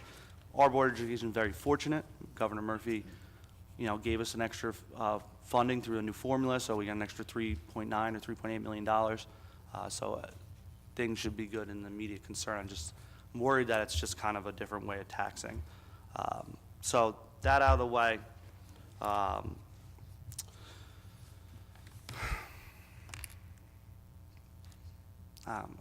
was going to address the concerns of Councilman Brown, but I'm not allowed to talk about it. I will tell you this, that I'm deeply concerned for this city. I got up here to do right by my dad and my mom, and that's what I'm here for. So at the end of the day, if I think something's not right by them, I'm not going to vote for it. The buck starts there. And then a bunch of six-worders want to jump on and say, "John, you can't vote for that." I'm going to listen to them too, but my parents do come first. And the things going on in the city are bad. I'm not going to single anyone out here, but I've seen some things that are very troubling. And the morale in these departments are, in my opinion, must be at an all-time low. People are scared for their jobs. You know, people are upset with management. People, you know, just don't feel safe in some instances. And there's deep worry, and I have worry too. I'm afraid that some things have been done. And I think that sitting up here and lying is not the right thing to do. I think we should just let things run their course and see how the chips fall, as someone used in caucus before. So, that being said, I'm always going to have, you know, your back and then, you know, the backs of the people watching this on TV. And when I see immorality and illegal activity, I'm going to speak up. And I don't care if people around me have to suffer. I don't care if I have to suffer. You know, I keep having this quote, and it's you either die the hero or you live long enough to see yourself become the villain. And I think it's very true. So, again, let's move forth, and whatever happens in this city happens. But, you know, you can say what you want, Pete, wherever you are, but what's done in the dark is going to come to light. Thank you, Council President. That concludes my report. Thank you, Councilman. Councilman Strano? Yes, good evening, everyone. I'm in receipt of the report for personnel for the month of March 19th of 2019, and we have five items here with subsections to it, which I'll read through and request any questions, and then we'll have a roll call, I imagine, after that. So in the Department of Community Services, starting with the Division of Public Works, item A is permission to post for 2 laborers in the Division of Public Works, internally and externally at the same time. And B is permission to post for the position of a truck driver in the Division of Public Works, internally and externally at the same time. Under 2A, on the Police Department, accepting the voluntary resignation in good standing of dispatcher Jennifer Sepulveda, effective February 27th of 2019. B is accepting the voluntary resignation in good standing of Katarzyna Geralds, I don't know if I said that right, but I tried, Clerk 1 from the Records Bureau, effective March 11th of 2019. Item C is accepting the voluntary resignation in good standing of Edgard Enrique Remigio, police recruit, effective February 26th of 2019. D is the hiring of 8 public safety telecommunicator trainees from the attached list, effective March 27th of 2019, at the annual salary of $38,000, pending the successful completion of all necessary pre-employment requirements. E is the hiring of Shawnice Randolph, Clerk 1, at the annual salary of $34,548, effective April 8th, 2019, pending the successful completion of all necessary pre-employment requirements. F is the hiring of Alea Bishop, Clerk 1, at the annual salary of $34,548, effective April 8th of 2019, pending the successful completion of all necessary pre-employment requirements. Under Article 3, Municipal Court, Item A, the hiring of Dharmisa Patel as a full-time Clerk 1 at the rate of $18.98 per hour. That's effective March 25th of 2019, and again, pending the successful completion of all necessary pre-employment requirements. B, the hiring of Rebecca Casablanca, finally got an easy name to read, as part-time Clerk 1 at the rate of $18 per hour, effective March 25th, 2019, pending the successful completion of all necessary pre-employment requirements. And this is going to be paid out of the POAA trust account. C is the hiring of Evan Hardy as a part-time Clerk 1 at the rate of $18 per hour, and that's effective March 25th of 2019, pending the completion of all necessary pre-employment requirements, and that also is going to be paid out of the POAA trust account. And 4, in the Law Department, A is the hiring of William Reynolds, a temporary Clerk 1 at the rate of $18.98 per hour, and that's effective March 25th, 2019, pending successful completion of all necessary pre-employment requirements. And 5, in Personnel Department, is amending the hiring date of Athena B. Robinson from March 4th, 2019 to March 5th of 2019, and correction of her name from Athena Thompson to Athena B. Robinson. B is the approval of the FMLAs and the NJFMLAs. The leaves are for the following employees. The list of the employees are on file in the Personnel Division. Are there any questions regarding the personnel report? Seeing none, I make a motion for acceptance of the report and request a second. Second. Mrs. Ormond? Yes. Javik? Yes. Brown? Mohammed? Yes. Roman? Yes. Strano? Yes. Medina? Yes. Hickey? Yes. Mrs. Yemakaitis? Yes. I want to make a little report on the lighter side of governing regarding how some things happen that, get the response that we all wish that we would get when things go right. I had a gentleman who's a longtime resident of the 7th Ward, recently became a widower, and he's a little bit of old school, and he still mails things via stamp in an envelope, where most of us are paying our bills online now. But still, it's an important issue. It's one of those quality of life things, It's a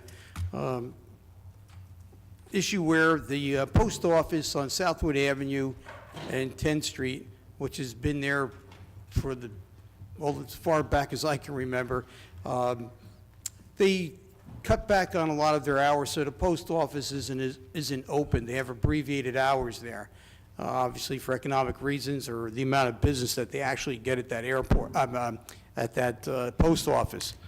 And the issue was that they had a mailbox outside so that when they were closed and people who do still use a stamp and envelope want to drop off an envelope and the post office is closed, you drop it in the mailbox. Simple. But that mailbox probably was there when the Pony Express was still delivering mail. And it was all rusted out, and at time to time, they would tape it closed, and these people would go there and try to mail a letter, and they'd be all taped up, and, they couldn't do it. And then they'd have to venture uptown. And for, the aged people, it's a little tough driving and parking, and, what a madhouse it can be across the street in the middle of a workday. So he called me and said, is there anything we could do with that, about that mailbox? I took it upon myself to say, I'll see what I can do about it. That's what we normally say. And I looked into it right away. I called the mayor's office, and I spoke to Rebecca Totoli, and I gave her the information. Now, I didn't expect anything to happen, for months, because generally speaking, the mail moves kind of slow. And I got a phone call just the other day, and the guy said, he goes, man, you're unbelievable. I said, what did I do now? And he said, no, there's a new mailbox there. I said, they told me it was going to take a couple of weeks at least. He goes, no. He says, I just want to thank you. It's great. And I just want to, mention that, sometimes little things like that mean a lot to some people, and it's one of those feel-good things. It's a feel-good story. And I just want to give credit where it's due. Rebecca Totoli in the mayor's office did all the legwork on it.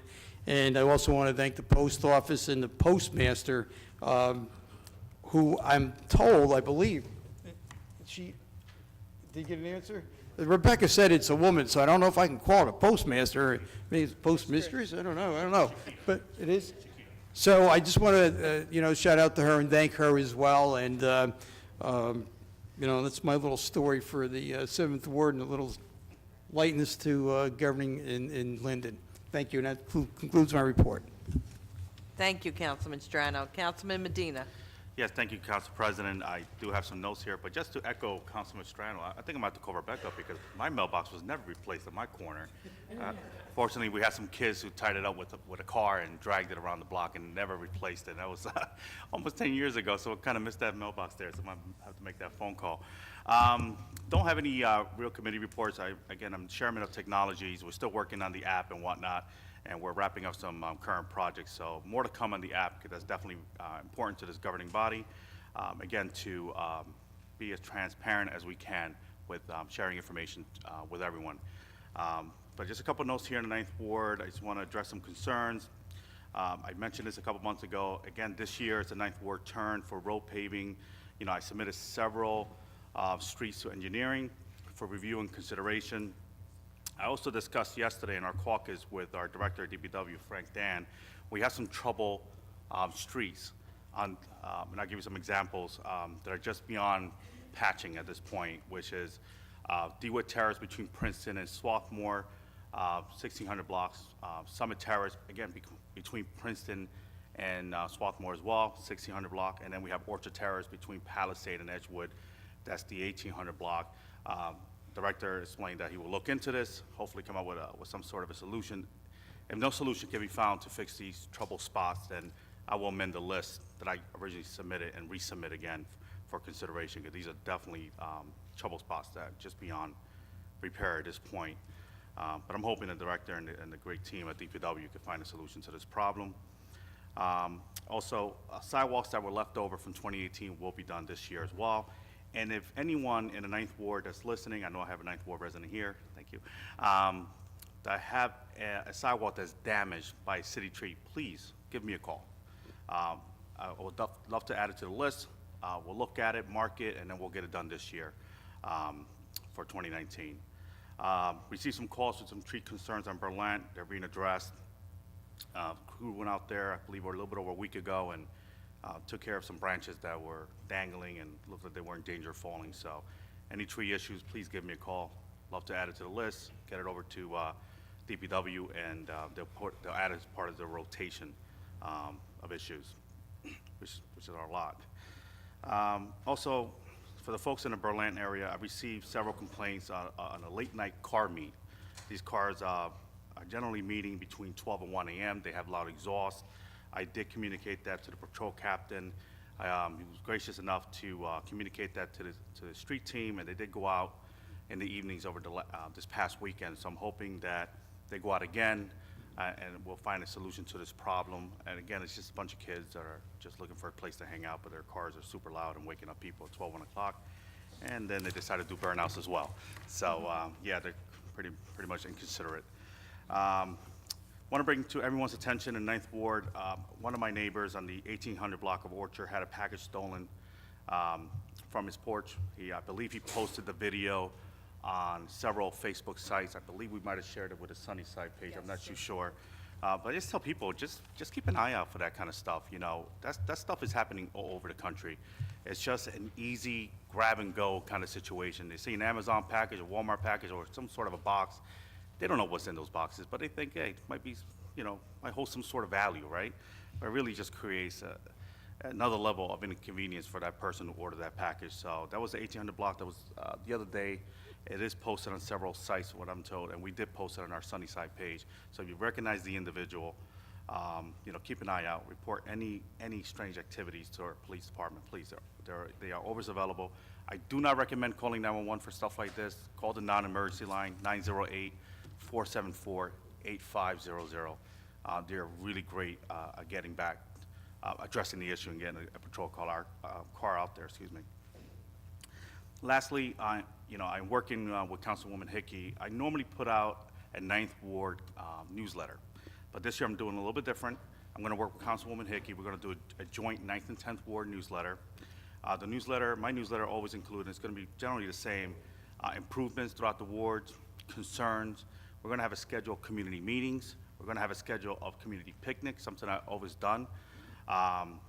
And normally I disseminate this newsletter via paper delivery. I hire kids to do it because I just can't afford to mail it out anymore. The post office, they're too expensive.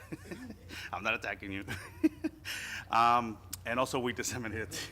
There goes my mailbox. That's funny.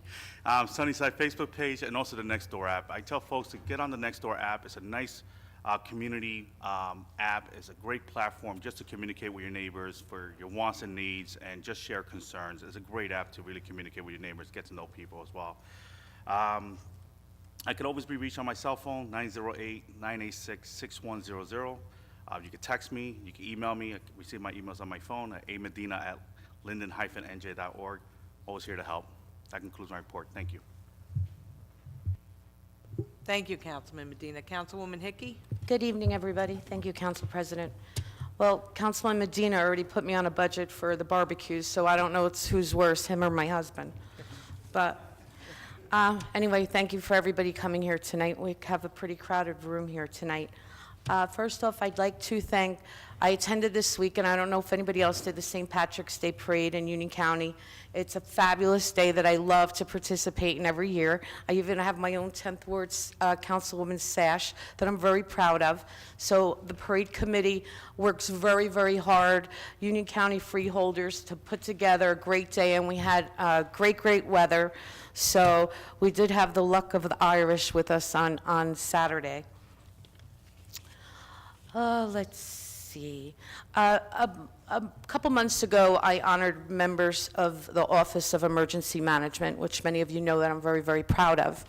And I did forget one person who is very important and was a very big part of OEM.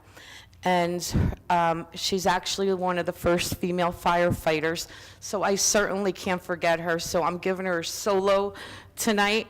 Brianna Bornstadt, she does an amazing job. OEM already misses her. She was fabulous, but fortunately our fire department is very, very lucky to have her. Last night, or tonight, you'll see on our agenda, there is going, from our grant writers, a grant going out for updating and different things being done at parks. Many of you know Alcala Park, whether it be from family, children. It is a very, very busy park with many soccer games going on, not only the weekends, but all during the week. I made a suggestion to council last night that with the fields, new soccer turf fields that are truly needed, our road over there, Wickersham, gets extremely flooded. There's been sinkholes there. It's been going on for many, many years. So I'm hoping with some grant money, and hopefully we can reach out to the county and really get a substantial parked there, which I know will certainly go a long, long way. So we'll see what happens with the grants that we receive, and hopefully maybe some county grants. With our OEM, I'm skipping back, my apologies. I just wanted to go over the yearly stats. In 2017, we had a total of 97 responses, and we had 1,208 man-hours with our volunteers. In 2018, we had 121 responses, and we had 2,557 man-hours. I just want everybody to know how this saves so much money with our police department, our fire department, and like I said, these are always a bunch of wonderful people who might have missed their calling as a police officer or fireman, and they do a really, really great job. And I also want to thank Union County, because they did just donate an older vehicle to us, a Suburban, but it runs great. It has 90-some thousand miles on it. But let me tell you, when OEM gets a new used vehicle, they are very appreciative and very, very excited. They truly are. So, street sweeping, I had a couple complaints today. People didn't move their cars, but their street wasn't swept. This street sweeping does not happen all year long. I know it's frustrating, especially if you do get a ticket. My advice is just to please follow all the street signs. I know DPW does the best they can. If there is a couple weeks that go by and your street hasn't been swept, please text me, call me, email me, and I'll make sure I contact Director Frank Dan, and he will help us out with it. He always does. They'll usually send a truck right away. Same thing with your trees and tree trims. Please email me, text me if you have any issues that need to be done. It's not going to happen next week unless the tree is dangerous and going to affect cars parked in the street and is dead. Happy birthday to Danny Kaczynski today in heaven. I think he's an important person that we need to recognize. He's been very good to all the children, and he was a mentor to many, and he is very missed. And also, deepest condolences to someone that many, many people loved in a family. They love the Villani family, as we lost D. Villani a couple weeks ago. So just keep their family in your prayers. Congratulations to the amazing bowling team and Sherry Pisano. I could tell how very dedicated she is in all the pictures that I see. Now to the good stuff. Tonight we have on the agenda about the SID annual budget. As I usually say, and I'm not going to change my ways over the years, $66,000 for salary and wages. Now, all this money comes from the business owners on Wood Avenue. They have to pay a percentage for the SID district to represent them and do great things on our downtown area. $27,000 just to lease a building and the Xerox machine and the utilities. $30,000 is in here for a redesign on Wood Avenue. I just get frustrated year after year because I don't see anything really happening on Wood Avenue. It's upsetting. There's nowhere for me to really go on Wood Avenue. The one new thing is the art place. That is wonderful. I mean, $1,800 for phones and $15,000 for professional services. Once you get finished with all this, the $190,000 they collected from the business owners is gone. So what's the sense of it? But it falls on deaf ears, but I feel as a councilwoman, I need to say this and put it out there. Sometimes I do feel it's used as a slush fund, and I don't think it's a good thing. I haven't seen any improvements on Wood Avenue, especially since they increased the percentage that these business owners had to pay.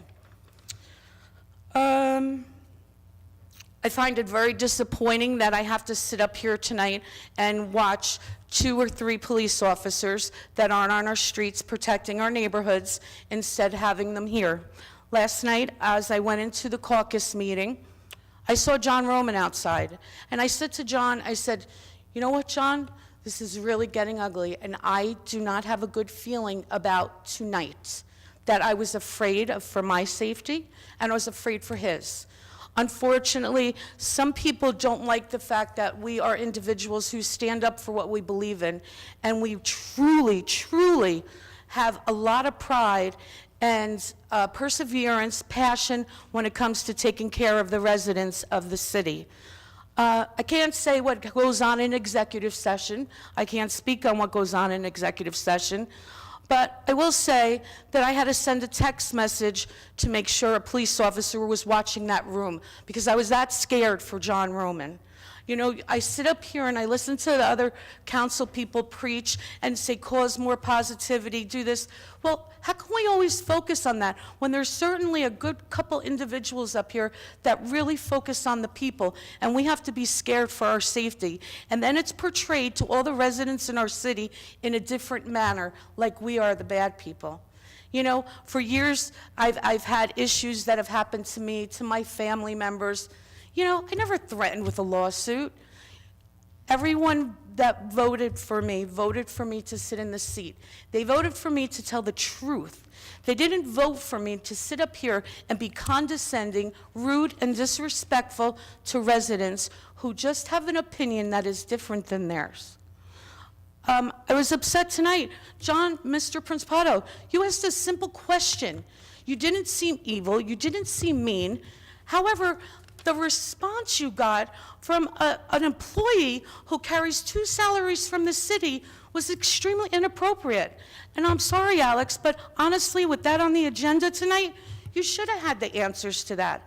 We went over thoroughly that issue last month, and I wouldn't have said anything, but how you treated Mr. Principato just was not right.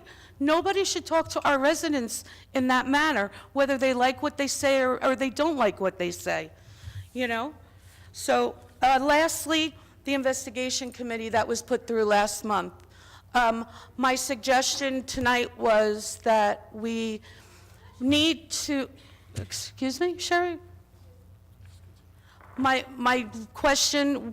comment tonight was that I would like to put through a resolution with the city attorney that the members that are on the investigation committee and who are eligible to subpoena different issues and people and so forth, I asked if they can have background checks done. Last month I mentioned that I think any legalities and issues that go on with our city, thank you for keeping on laughing, Mrs. Humphrey, we know where you stand anyway. So I'm sorry, I apologize, I'll finish up.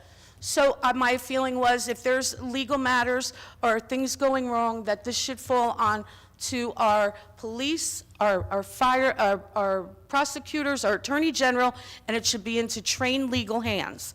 So my suggestion tonight was that any of the members that are on this committee should have thorough background checks done, as done for police, firemen, Office of Emergency Management, mental health checks done, and approved in order for them to carry on their roles on this committee. And I was laughed at. So if anybody didn't have anything to hide, I don't think they would mind having a background check. Do one on me. I'm good with that. So I apologize for having to bring up these things at a city council meeting, but at the end of the day, I'm here for every resident. John Roman, I'm sorry for the treatment that you received and the horrible remarks and intimidation you get, but I'm up here to tell the truth, and I will continue doing that. And nobody pays my mortgage, nobody takes care of my children, it's me. So I have nothing to lose up here. And I'm not going to be intimidated and bullied anymore, especially from the people who preach up here that they do that. Thank you. Mayor Armstead?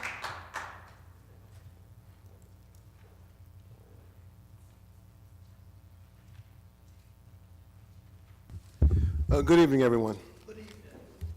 I have a number of correspondence from various agencies in the city, just to announce some events. The first annual Women's Month brunch.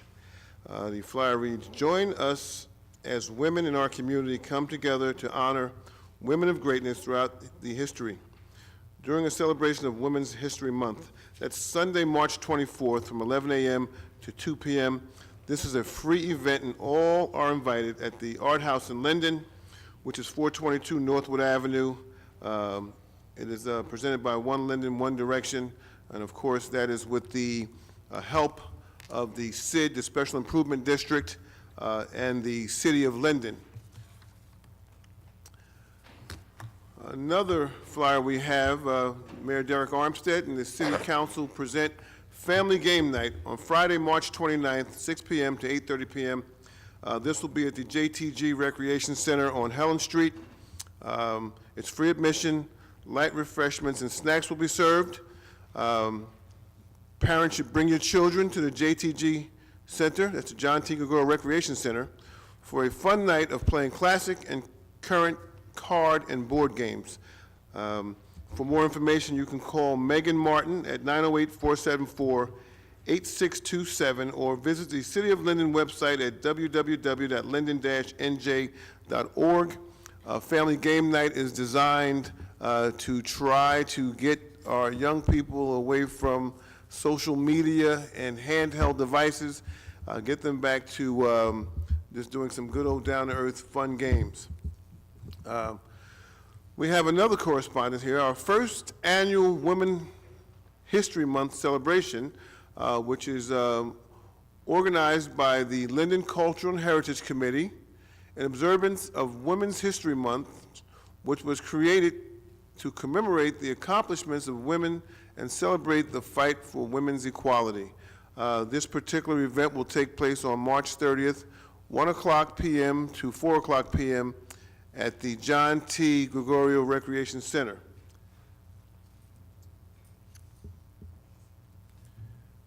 Oh, there is a general admission of $10, and at the door, $15 admission.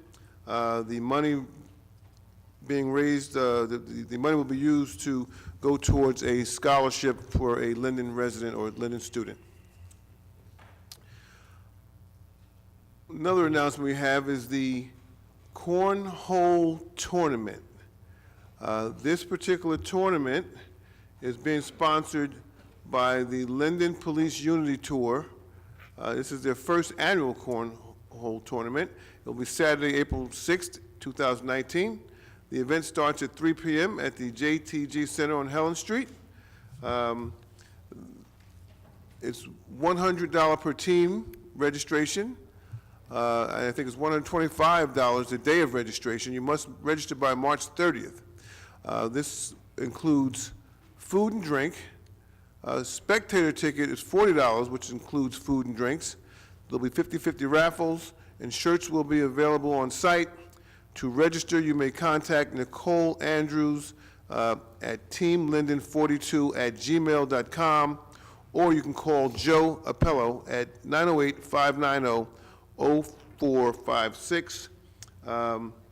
All the proceeds from this event will benefit the Team Linden 2019 ride.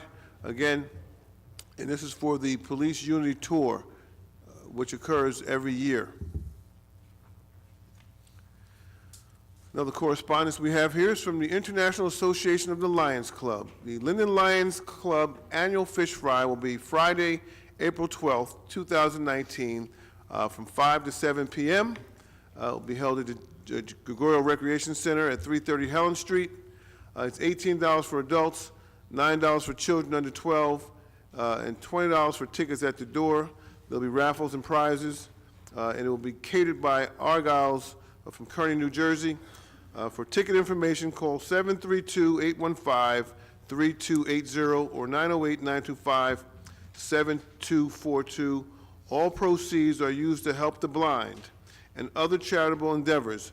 We greatly appreciate your support. That's the Linden Lions Club. Here's a good one.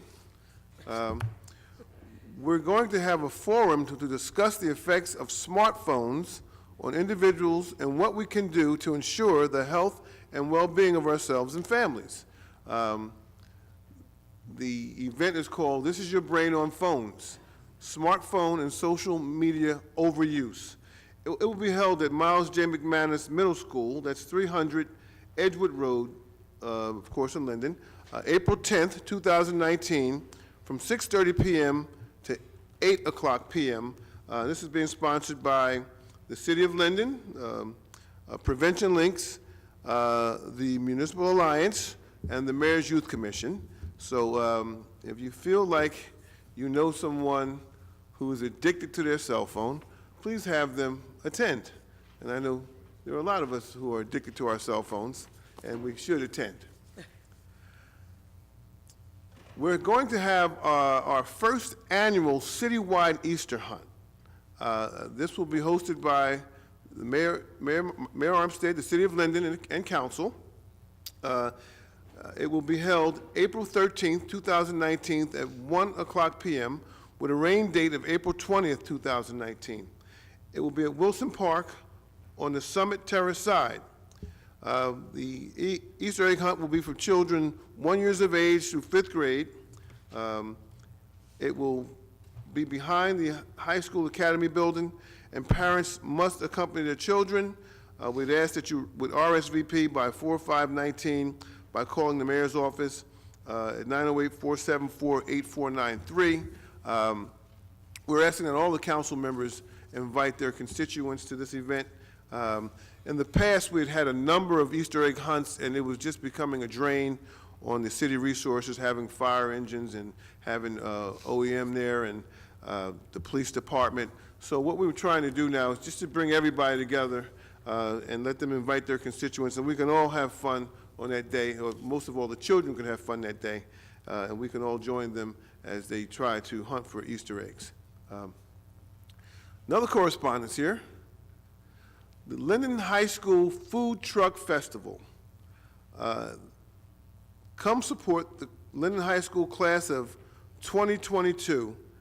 Enjoy delicious food at the LHS Food Truck Festival, and that will be May 4th, 2019, from 12 p.m. to 5 p.m. The location is at School Number 1, 728 Northwood Avenue in Linden. Admission is $5, and it's free admission for kids 5 and under. And again, this is to support the graduating class of Linden High School, class of 2022. It will be here before you know it, and the money that they raise will be used to help fund and support their project graduation, and you all know that our project graduation is designed to help prevent our young people from going out and getting in trouble, or it actually saves lives because we house them in one location to prevent them from getting out and going out and drinking or and driving or doing something that could cause them to harm themselves on graduation night. So, moving right along, Kids to Park Day. Please join the Mayor's Youth Commission and the Linden Department of Public Property and Community Services for a free, fun-filled day of outdoor play and events at Wilson Park, Saturday, May 18th, 2019, from 12 o'clock p.m. to 4 o'clock p.m. Remember to bring your fishing pole because McGilvery Pond will be stocked. There'll be games and fishing and contests. Prizes will be given away. Hot dogs, chips, and water will be given. They'll be available until while supplies last. And the ages for this event will be pre-K to 8th grade. All family members are invited and encouraged to enjoy the park and the fresh air in their community. This is another attempt to try to get people off of their handheld devices and get our children to go out in the park and run around a little bit. Now we can get down to some other business, okay? Last week, we had a company by the name of Sterling Equities come to us, and they proposed to build a 500,000 square foot warehouse. Sterling Equities is the current owners of property that we refer to as the old Siemens warehouse over on Brunswick Avenue in the 8th Ward. Simmons, Mayor. Yes. Simmons. Oh, Simmons, I'm sorry, Simmons, okay. That's right, Simmons Holdings, okay. They have come to the city with a very good plan, and I think it will definitely uplift the area. One thing we have to remember with this particular company, though, is that they're operating at full capacity. They have no vacancies. They have no problems with renting their space. And they probably will come to this city and ask for a pilot program. I can assure you that we will look at this pilot program very closely. We will guarantee that the amount of taxes that are being paid will be at least what they're paying now, probably greater. But the upside to this is that there'll be a brand-new structure, a brand-new facility, that when people come and they drive through that area, it'll be aesthetically pleasing. So they're under no pressure to build, okay, because they are fully occupied. So when we do have these discussions, I would hope that those who are interested and would like to discuss the components of the pilot will be more than glad to sit down with you and give you that information. As mentioned earlier by the first ward council person, second ward councilman, Councilman Javik, the JTG scaffolding project demolition will soon begin within the next couple days. Permits have been taken out, and just a few minor things they have to do before they can begin demolition. United Lacquer, if anybody's paid attention, this particular facility has been demoed, and we're looking forward to that development occurring. And I'm going to say last but certainly not least, I would like to thank and commend the members of the Finance Committee. Number one, the first thing we did a few years back was we removed and eliminated a garbage tax. And when we did so, there were a lot of naysayers who said we were doing it for political purposes. We're only going to charge the residents more money the following year. There was a lot of hearsay and conjecture, and I'll just call it rhetoric. But we went on the next year, the following year, and we reduced taxes by $12.77, and as the councilman in the Fourth Ward would always say, enough to take you to McDonald's to buy a Big Mac, a fry, and a drink. Wasn't much, but it was something. We did reduce it. We did reduce the taxes. Wasn't much, but once again, as we reduced taxes, we were criticized in doing so, because I guess even though it was $12.77, it just wasn't enough. But we were the only municipality in the county who lowered taxes. So once again, they sharpened their pencils, and again, we have another reduction this year. It's not much. You won't be able to buy the Big Mac, the fries, and the drink, but you should be able to get maybe the fries and the drink. Or if you go down to Wendy's, you can get the 5 for $4 special. Okay, so we're doing what we have to do here. It's not easy, but we are lowering taxes. This year, we have a very unique situation in that the governor has given us $3.6 million additional dollars to our school board. That being said, they had already, the school board was prepared to introduce a budget this year with a zero increase as well. And we had been arguing for quite some time that if we can get the cooperation from our school board and our county government, that we could really provide some tax relief in this town. So the school board has committed to a zero increase, and they also have a $3.6 million additional revenues to work with this year. So I think we're in pretty good shape with the Board of Education and our municipal budgets this year. Again, I can't speak for the county, but I hope you're watching because we're televised, and I hope that you would try to do the same. And last but not least, I would like to thank those council members who did their due diligence. I mean, there was a question asked about pilots, and a couple of councilmen had the answers. I don't want to say it was choreographed, but thank you for having the answers. I mean, you did provide the answers to the gentleman who asked. And I will say this, that we all attended a seminar a few weeks back, and we're one of the topics at the seminar, and this seminar was funded by the state, and it was to help us better understand government and help us better understand finance.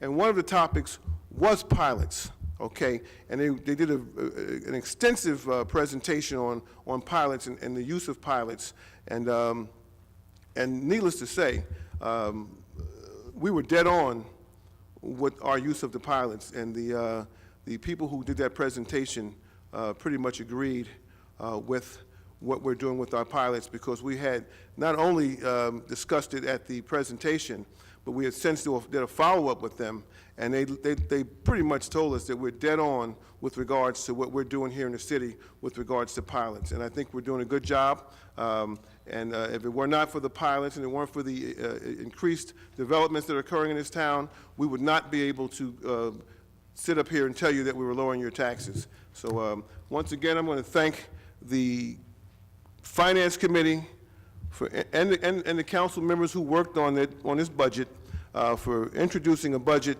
with a $4.93 reduction. You're to be commended, and you know, let's try to do it again next year. Thank you all. That concludes my reports. Thank you, Mayor. Also, thank you to Mrs. Zach and her department. Forgot them. Yes. Okay. I just want to give a short little report.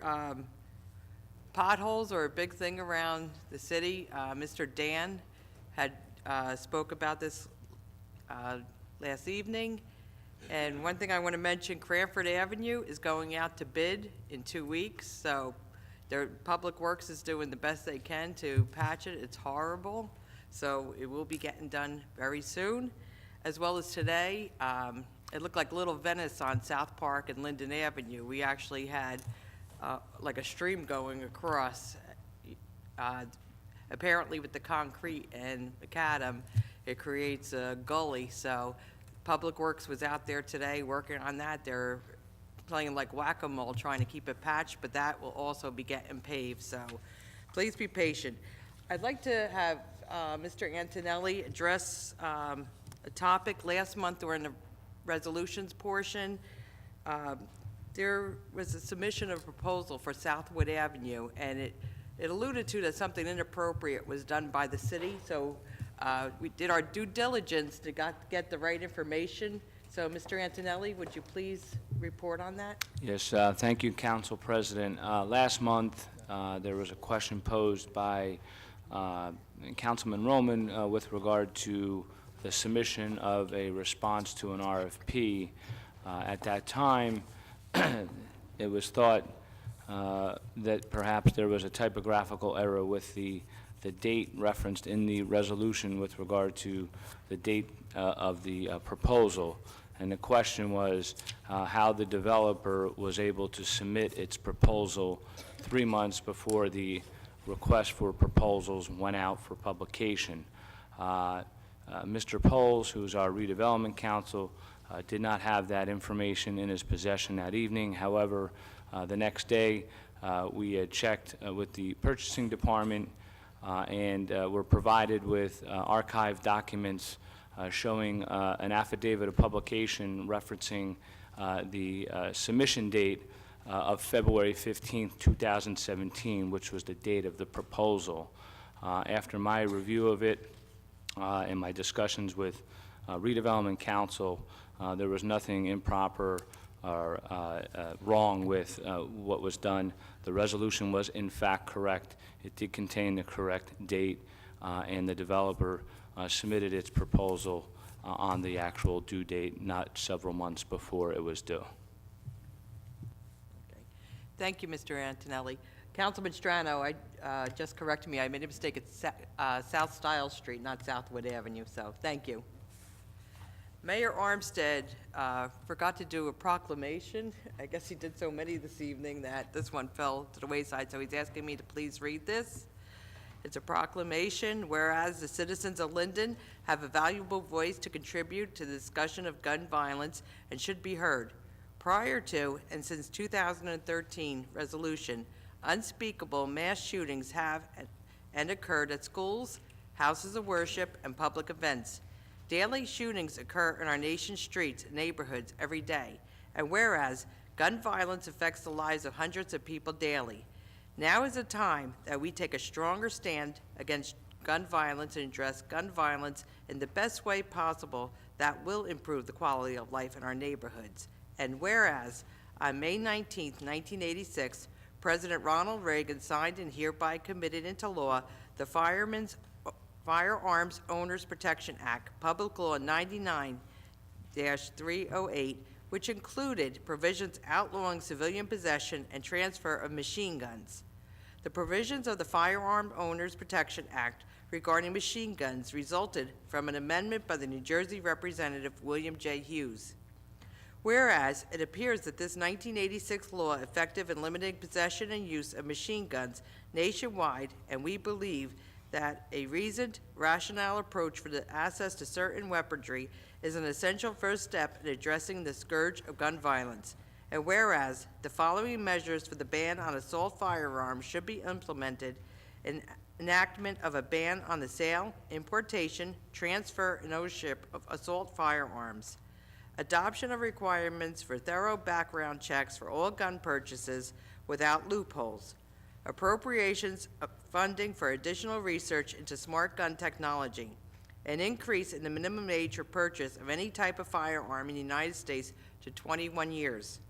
Whereas implementation of an extensive buyback program should focus specifically on reducing the number of assault firearms and other military-style semi-automatic weapons currently in circulation across the country. Fund gun violence research and no longer include language in the federal budget or elsewhere that would restrict the Centers for Disease Control and Prevention or other federal agencies from expanding funds for research on gun violence. And now there be it proclaimed that I, Derek Armstead, Mayor of the City of Linden in the state of New Jersey, designate that on this 19th day of March 2019, support the ban of assault firearms. Signed, Derek Armstead, Mayor of the City of Linden. Thank you, Mayor.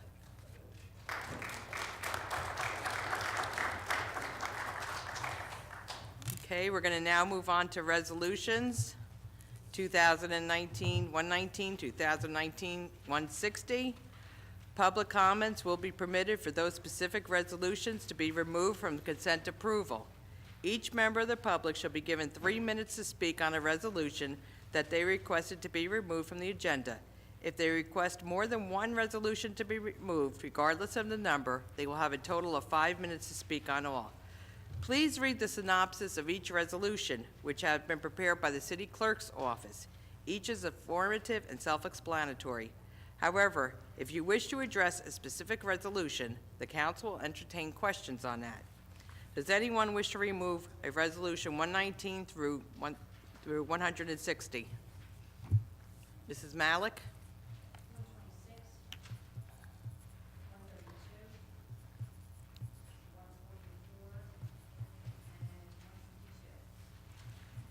Okay, anyone else? Mr. Principato? 126, 131, 144, 148, 156, and 159. Okay, anyone else? Mr. Halloran? Yes, 139 to 140. 139? Yeah, through 143, they're all connected. And then I have a separate question on 140. Okay. Okay. Council President, could I have 136 as well?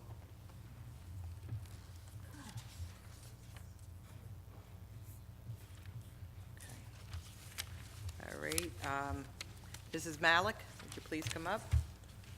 Should we do the rest of them first? Motion to get the rest of them out of the way? We're gonna, Address all these together? yes.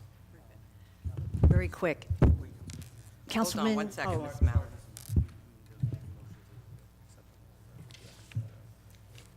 Okay. Council President, I make a motion to adopt resolutions 120 through 160, besides the ones that were pulled, and I ask for a second. Second.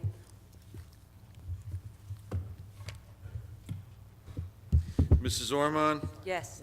Javik? Yes. Brown? Yes. Mohammed? Yes. Roman? Yes. Strano? Yes. Medina? Yes. Hickey? Yes. Mrs. Yemakaitis? Yes. Okay, Mrs. Malik. Sorry about that. When Councilwoman Hickey was talking about a grant for these parks. So in 126, when they talk about making an application, this is a grant that we're going after? Is that what you're referring to? Got it. Okay. On 132, someone just to explain, for host community benefits pursuant to the Major Hazardous Waste Act, what is this? What does this mean? Okay, could you ask the rest of your questions and we'll... All right. Then on 144, I think it was last month, I questioned or I had an issue about the Linden First Employment Readiness and then the Communities in Cooperation. So money was allocated last month or the month before, and now I see another 20,000. So I'd like to know the relationship between Communities in Cooperation with the Linden First Employment Readiness. I thought that money of 10,000 or 20,000 a while ago was to handle everything, and I see another 20,000 coming up. And the last issue on 152, I thought that we did have already a program where a concerned citizen could dial in or go on a website to report about a pothole or some issue that has to do with a work order. And now I see here this Pub Works at their low quote of $25,000. My question is, if we have something already to do this, why are we going out for another quote? That's 152, something called Pub Works. I thought we already had something to put a question out or to report an issue. Okay, Mrs. Malik, I'm going to ask the department heads to respond. Mr. Dan, would you please speak on 152? Certainly. This software reports much, much better regarding individual calls.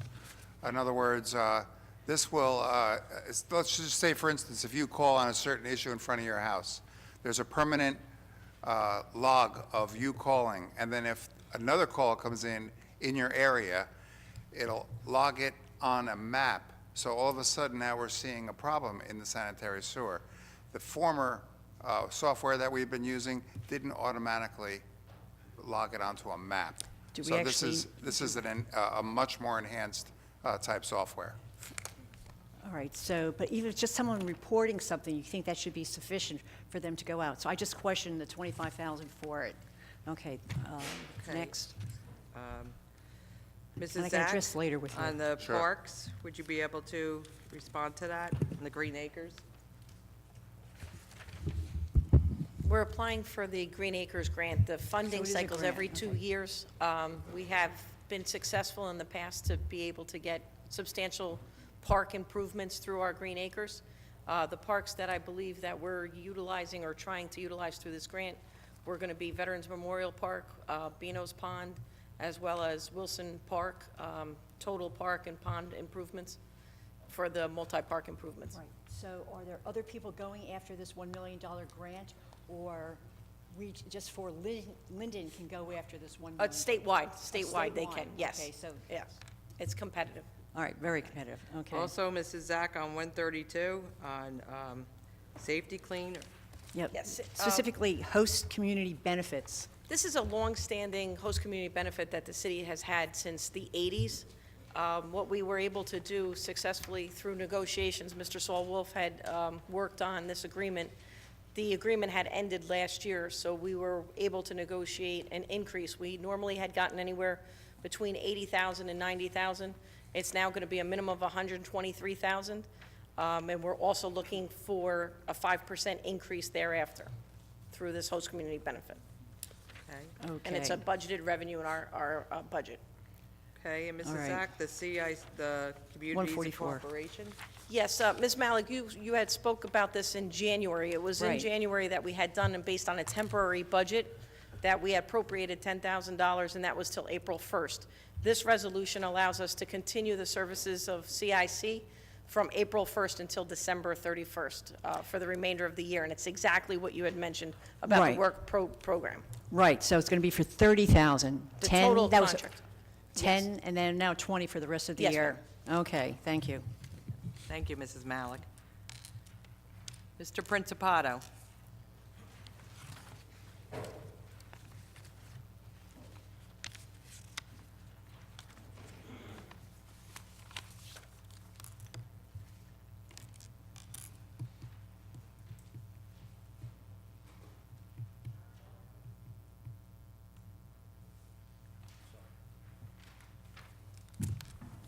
John Principato, 1706 Westover Road.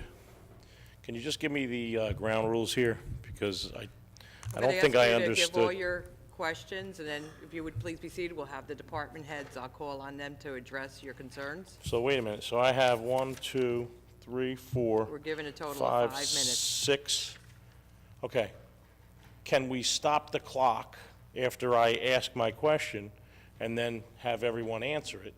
Then restart the clock, I'll ask another question and have everybody, I mean, it's not going to work. It's not going to work if I ask 6 questions and they're not going to remember what I'm This is asking. the process. Mrs. Malik was able to do it, so we ask you to please try. And I didn't understand, I couldn't understand what was going on. I mean, the Council process President- is flawed.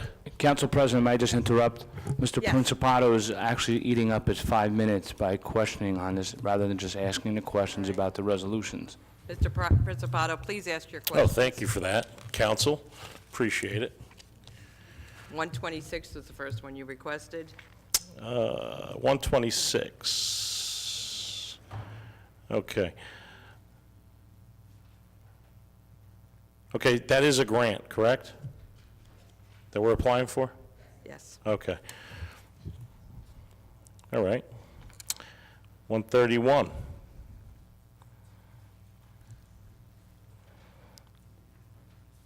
Okay, so this is going to be all acting municipal prosecutors. They're,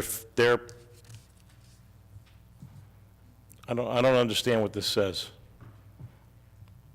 For a complete year, we're going to spend $6,000 completely on acting municipal I will ask prosecutors. Mr. Antonelli to explain that. Okay. Okay. How about 144?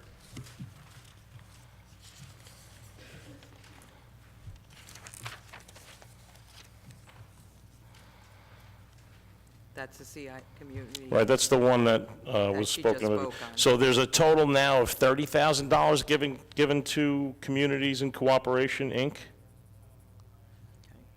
I'll have So Mrs. last month, we gave them, or well, about 2 months ago, we gave them 10,000, is that correct?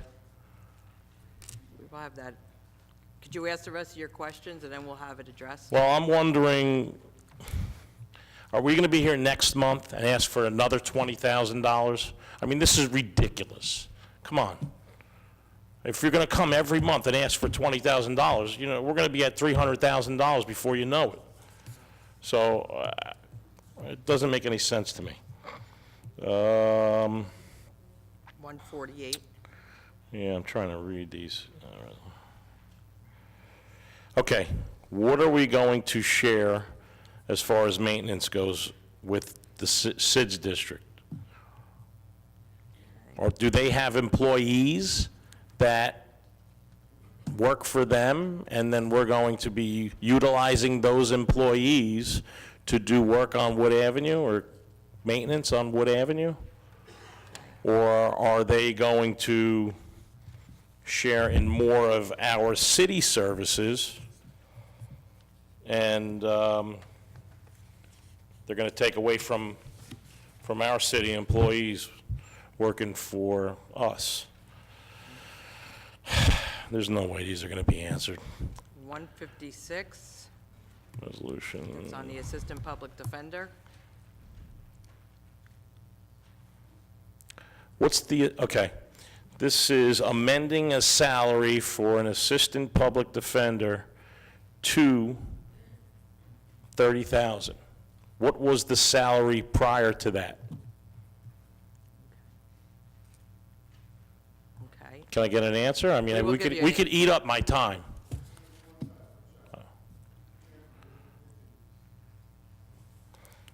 You know, I got to be honest with you, since I have another minute and a half to talk about these things, that this is just,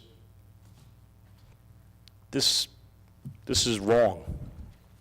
There's no way that you guys are going to be able to answer my questions. This is all just the resolutions, Mr. Right, I get it. Resolution authorizing City of Linden's self-examination of the budget as provided for NJSA blah, blah, blah, for municipalities in sound fiscal condition to assume the responsibility normally granted to the Director of the Division of the Local Government Services of conducting the annual budget examination. The City of Linden was declared eligible by the Division of Local Government Services. So are we going to oversee our own budget? Is that what this is? Whereas prior to that, it was examined by the Director of the Division of Local Government Services. So we're going to oversee our own budget? We'll self-examine our budget? That's the question I have on that, because that, to me, isn't making much sense either. I think I have 8 seconds. At the risk of wasting time, anyone's time here, I would just like to say thank you. Thank you, Mr. Principato. Mrs. Zach, could you please speak on Resolution 159? Yes. Mr. Principato, the self-examination of the budget is allowed So by Alex, could criteria- you speak up? We can't hear you down here. by criteria by the state of New Jersey. A municipality that meets certain criteria is allowed to have a self-review every 2 years. The third year, the state reviews. Last year, we were self-examined. This year, this resolution allows us to be self-examined. And then next year, the state will be reviewing. So this is not just unique to Linden. All municipalities in the state of New Jersey, if they meet certain criteria such as payment of interest and debt, deferred charges and statutory obligations, cash deficits, our reserve for uncollected taxes, and the amounts of our reserves. By having that criteria, we're allowed to pass this resolution. I, as Chief Financial Officer, certify that we are in compliance with those, and then next year, the state will be reviewing ours. Budget resolution. Okay. Thank you, Mrs. Zach. Mr. Antonelli, 156, on the Assistant Public Defender. Yes, Michelle Welsh was appointed in January by council. She is the Assistant Public Defender for a salary of $20,500. After going over the number of court sessions and having discussions with the Chief Public Defender, it was determined that she should receive an increase, which is reflected in this resolution, if passed, for $30,000. I will say this, with regard to that increase in salary, it's at no cost to the taxpayer. Each time an individual is approved for public defender services, the court is able to charge, if you will, anywhere from $50 to $200 for those services. Those funds go into a dedicated trust account and are required to be used for public defender services, which could include, in this case, additional salary if a need arises to retain an expert to defend in a case, for example, driving under the influence. So this increase does not impact the taxpayer. It comes out of that trust fund. Thank you, Mr. Antonelli. Could you address Resolution Number 148 regarding the SID, Shared Maintenance?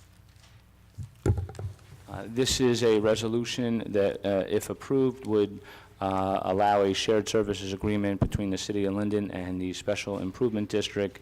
What this does is it allows for 2 part-time maintenance workers that are dedicated to the SID district and are required to perform maintenance duties, obviously maintain Wood Avenue with regard to garbage disposal and other activities. They are city employees, Mr. Principato. You had asked that question. There's an arrangement by which the Special Improvement District would be reimbursing the city for those services, but they are 2 part-time maintenance DPW workers. Okay. Mrs. Zach, again on the Communities Incorporated. Yes, the resolution that the governing body passed in January was based on, we were running on a temporary budget. So the funds that were allocated at that resolution in January that was not to exceed the $10,000. That resolution was till April 1st. This resolution allows us from April 1st until the end of the year, December 31st, to budget the additional $20,000. The total for the year in the budget is $30,000. $10,000 for the temporary budget, and now from April until December will be the additional $20,000 for a total contract of $30,000. There's no other funds allocated for that specific purpose, so it should not exceed $30,000 in total. Thank you, Mrs. Zach. Mr. Antonelli, Resolution 131 regarding the acting municipal prosecutors.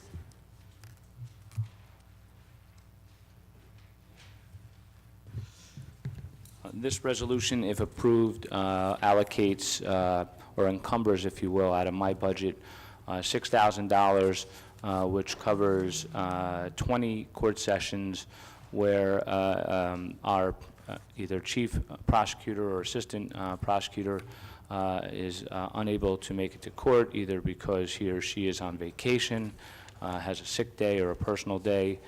The city does, pursuant to its personnel policy, grant the individuals in those positions vacation, sick, and pay time. It's minimal because it's based upon a shorter day, but in any event, it's an appropriation and then will be drawn down at the appropriate time when coverage is needed, and it's also a check and balance on the number of sessions that are being covered by it says acting, but it's a substitute prosecutor. Thank you, Mr. Antonelli. And once again, Mrs. Zach on 126 with the Green Acres program. Yes, this is a Green Acres program that allows for the municipalities to apply for a grant. The grant, again, as I mentioned, has various multi-park elements that we're applying for. We have been successful in the past to been awarded Green Acres funding for our various park projects. Thank you, Mrs. Zach. Okay, Mr. Halloran. Very briefly, I don't want to take up that much time. Resolutions 139 through 143. Do Construction Board of Appeals personnel get paid, and if they do, how much? And I noticed that wasn't in the resolution. And on 140, Dennis Carbone, I know at one time was a plumbing inspector for the town. Is this a conflict of interest?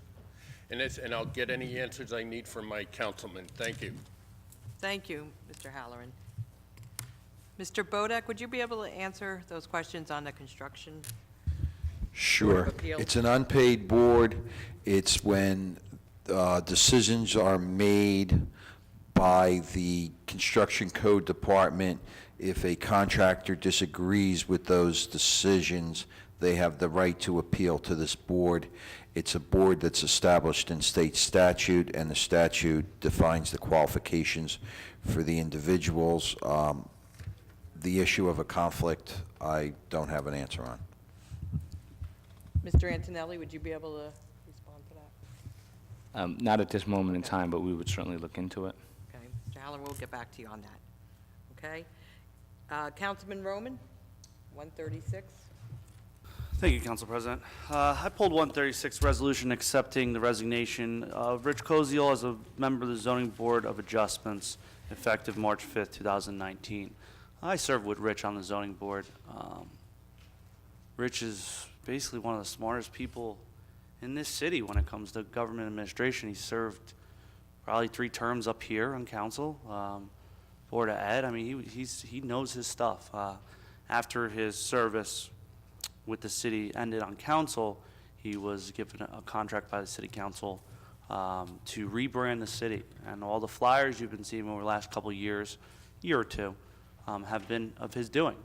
And they've been good. And it was really like a good step forward for the city of Linden. I spoke on this last meeting, and I'm not bashing the new vendor, who seems also very capable and good. However, he was not told. Someone who served this city for 20 or 30 years wasn't told that his parsley contract that he probably made $10 an hour doing because he would pump out things he wouldn't charge us for anyway because he loves this city and loved the work he was doing, And it's all because he didn't bend the knee. It's all because he didn't write a check. It's all because he tried to stay neutral. That's part of the resolution. So with respect, Council President, sorry, I'm going to keep to that. He didn't bend the knee. And now he's resigning the zoning board, and the zoning board is lesser because of it. Because that guy has institutional knowledge about the city. Some members on this council right now consider him a mentor. So I pulled this because I wanted to speak to this. I know why he's resigning. It's because he's just so dissatisfied with how things went. And it was disrespectful. You don't treat a former councilman like that because he won't write a check. Council President. Thank you. Councilman Brown? Yes. All right. I wasn't planning on speaking about this. Councilman Colza used to sit right next to me. We talk. A lot of the flyers that he's helped out with, me and him have talked about. We've sat down, we've talked with Councilman Medina on strategy with the city and the branding and things of this nature. What I don't like is when someone speaks for someone who's not here, because there's a lot of misinformation. If anyone has a question about anyone, ask that person directly. Do not listen to all the rhetoric that goes up here, because sometimes, and a lot of times, that stuff is wrong. I'm sorry. This should be something, if the gentleman's resigning, whoever it is, ask them why. And I was not told that reason. To sit up here and say it's about a check, I'm sorry. That is what's leading us down this slippery path of people making accusations that are untrue, that keep fueling fire. That was something that was totally uncalled for. And I think that this stuff needs to stop. That is false information that no one here in council was provided with. So, Council President, I just ask that we go through with this resolution and we stop this accusations that are being made that are unfounded. Thank you, Councilman Thank you. Brown. Okay, can I have a motion on the resolutions that were not previously removed? That were removed, rather. Council President, I move the resolution 1 to 20 to 160 with the exceptions of those before mentioned. And ask for a second. Second. No, this is the ones that were pulled. The ones that we just spoke on. So 126, 131, 132, 130, 136, 139, 140, 141, 143, 144, 148, 152, 152, 156, and 159. Ask for a second. Yes.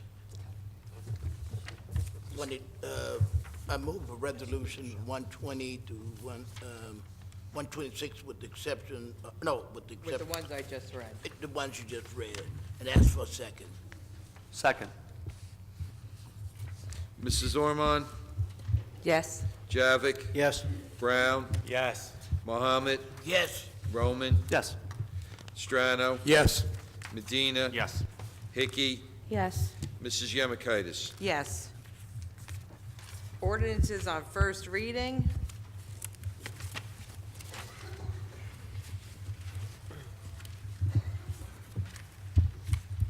Okay, Ms. Deputy Clerk, would you please read ordinance number 6314? An ordinance to establish a cat bank pursuant to NJSA 40A:4-45.14 for the calendar year 2019.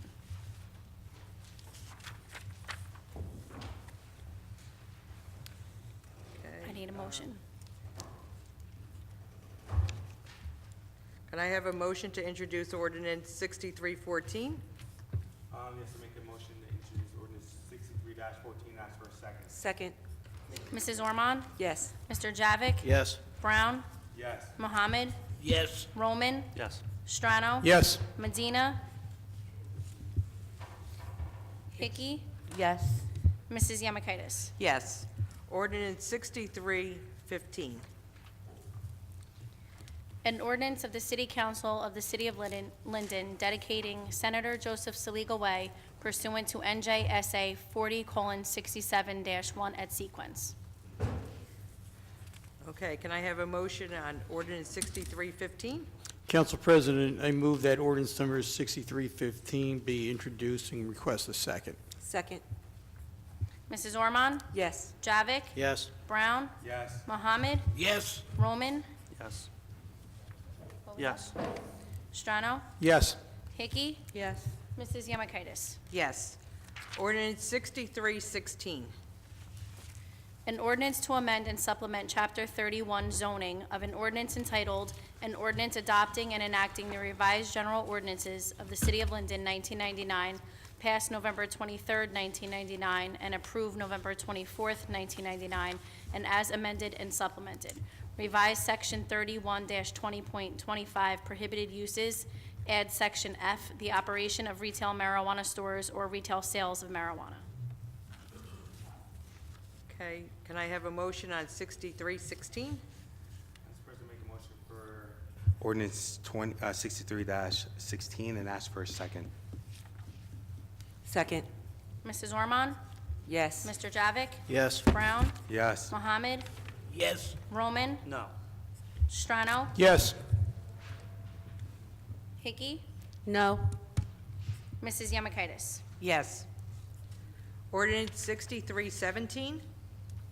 An ordinance to amend an ordinance entitled, "An Ordinance Establishing a Schedule of Titles, Salary Ranges, and Regulations for Maintaining the Classification and Salary Standardization Plan of All Employees of the City of Linden," passed August 15th, 1995, and approved August 16th, 1995, adding Schedule 4 and N3. Can I have a motion on ordinance 6317? Council President, make a motion for ordinance 63-17, ask for a second. Second. Mrs. Ormond? Yes. Mr. Javik? Yes. Brown? Yes. Mohammed? Yes. Roman? Yes. Strano? Yes. Hickey? Yes. Mrs. Yemakaitis? Yes. Ordinance 6318. An ordinance amending Chapter 7 Traffic, Section 10, entitled "Parking Prohibited at All Times on Certain Streets." Add West Elizabeth Avenue, South Side, from a point 210 feet east of the east curb line of Donaldson Place and continuing 35 feet in an easterly direction. Can I have a motion on Council- ordinance? Yes. Council President, I'd like to make a motion to introduce ordinance number 63-18 and ask for a second, please. Second. Mrs. Ormond? Yes. Mr. Javik? Yes. Brown? Yes. Mohammed? Yes. Roman? Yes. Strano? Yes. Hickey? Yes. Mrs. Yemakaitis? Yes. Okay. Comments from members of the public in attendance on city business only. No personal, political, or derogatory comments. Not to exceed 5 minutes. Is there anyone that did not get a chance to sign the sheets to speak at this time? Please come up and sign in. Yes. Oh, we have one more resolution that was added. We'll go back to comments. Mr. Bodek, could you please? Resolution appointing Gazar Consulting LLC to perform forensic accounting and auditing services. Whereas on February 19, 2019, City Council adopted a resolution forming a Municipal Council Investigatory Committee, MCI, and whereas in order to assist the MCI in its investigation, the MCI needs to hire the services of a forensic accountant to perform auditing services. And whereas pursuant to the local public contracts law, NJSA 48:11 et sequence, such services are considered professional services as within the scope of a licensed and regulated profession, and the same may be awarded without competitive bidding. And whereas the city attorney has certified that the cost of said services will not exceed $17,500, and whereas the chief financial officer or his designee has certified to the availability of funds for this purpose to be charged to account number 9-01-20-155-123-255. Now therefore be resolved by the City Council of the City of Linden as follows. City Council hereby awards a contract to Gazal Consulting LLC, P.O. Box 1378, Heightstown, New Jersey, in an amount not to exceed $7,500. This resolution is expressly contingent upon the negotiation and execution of the necessary contract documents between Gazelle Consulting LLC and the City of Linden. 3, the mayor and the city clerk are hereby authorized to execute all documents to effectuate the purposes herewithin above expressed. Okay. Does anyone wish to speak on this resolution? Mr. Principato?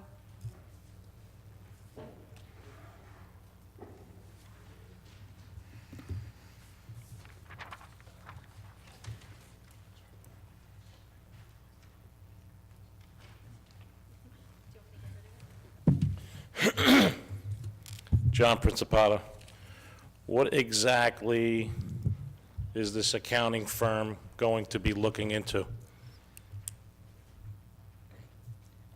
Do you have any other further questions on this? Well, I may have a follow-up question, which leads me, this is why this is a flawed system. If I ask a Speak on the question and I don't get the resolution, answer please. that I want, or would like, to, I'm not satisfied with that answer, and I'd like to ask a follow-up question, can even always though I call the still have department time head. on the clock, I can't do that. So that's why it's a flawed system. So I may have a follow-up question. I have 2.5 minutes. Can I get an answer? Mr. Antonelli? The clock is As still you're aware, going, Mr. Principato, the council authorized a municipal investigation committee last month. As a part of that process, the committee has asked for this resolution, which would authorize the hiring of an accountant who would conduct some auditing services with regard to certain documents at issue, with regard to the underlying purpose of the investigatory committee.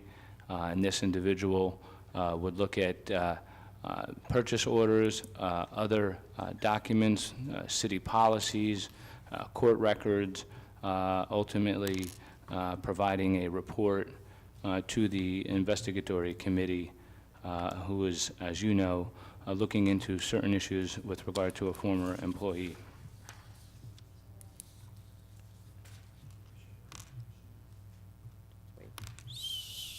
So, there are court issues, is that what it is?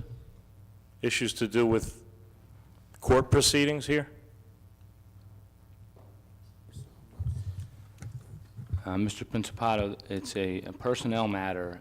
It deals with a certain former employee, and there is certain questions that need to be looked into, and that's what this accountant would do, would look into certain records that are within the city concerning court appearances, payment for substitute prosecutors, whatever else may be at issue. But beyond that, I'm not going to be able to discuss anything further. Gotcha. Anybody else want to I will elaborate? I will call on them, Mr. Principato. Okay, thank you. Please have a seat. Thank you.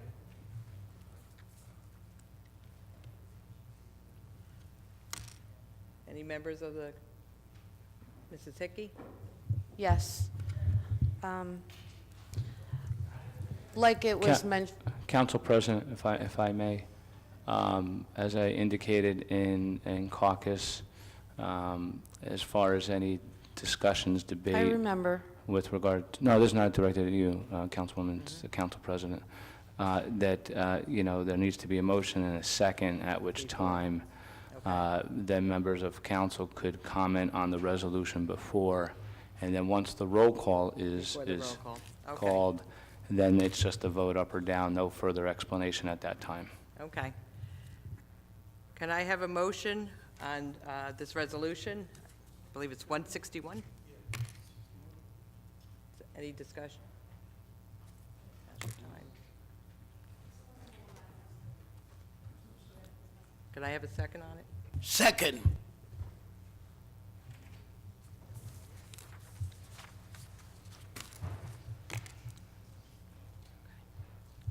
You want to speak on it? No. Can we have a? You seconded. Okay. All right, does anybody have a discussion on it? Councilman said. You can now. I told you. Now's your time. Correct. Confused there. I think I need a button that says green for go and red for stop. I don't know. But yes, as I spoke of before, which the attorney said this pertains to the investigative committee, who has subpoena authorities, but no background checks on anything.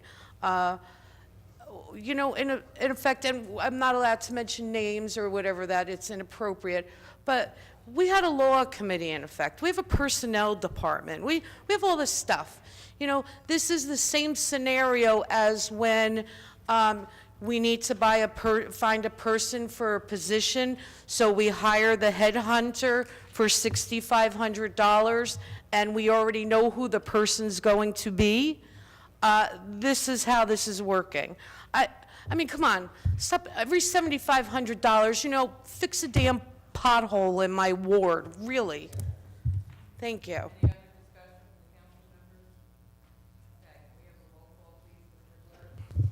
Mrs. Ormond? Yes. Javik? Yes. Brown? Yes. Mohammed? Yes. Roman? I don't know anything about this vendor, and I know nothing. Council President, as I indicated, There's no discussion right now. no Either discussion yes, once no, the or roll abstain call at this is point. called. We got this tonight. No. I don't know what I'm voting on. I have no clue. Strano? Yes. Medina? No. Hickey? No. Mrs. Yamakaitis? Yes. Motion is approved. Okay, we're going to move on to comments from members of the public.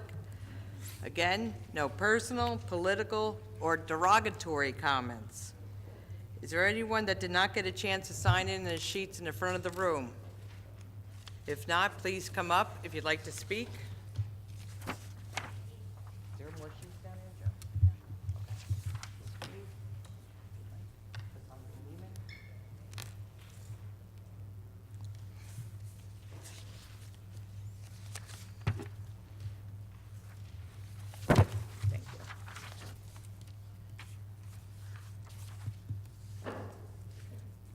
Okay, I'm going to start with Mr. Halloran. Please come up.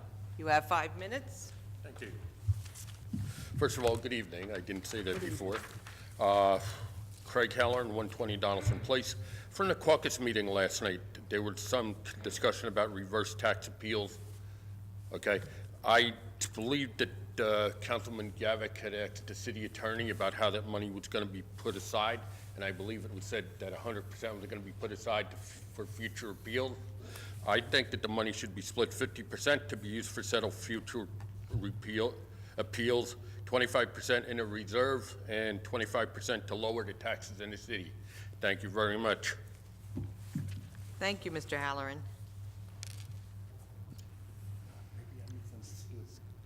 Scott Garrett.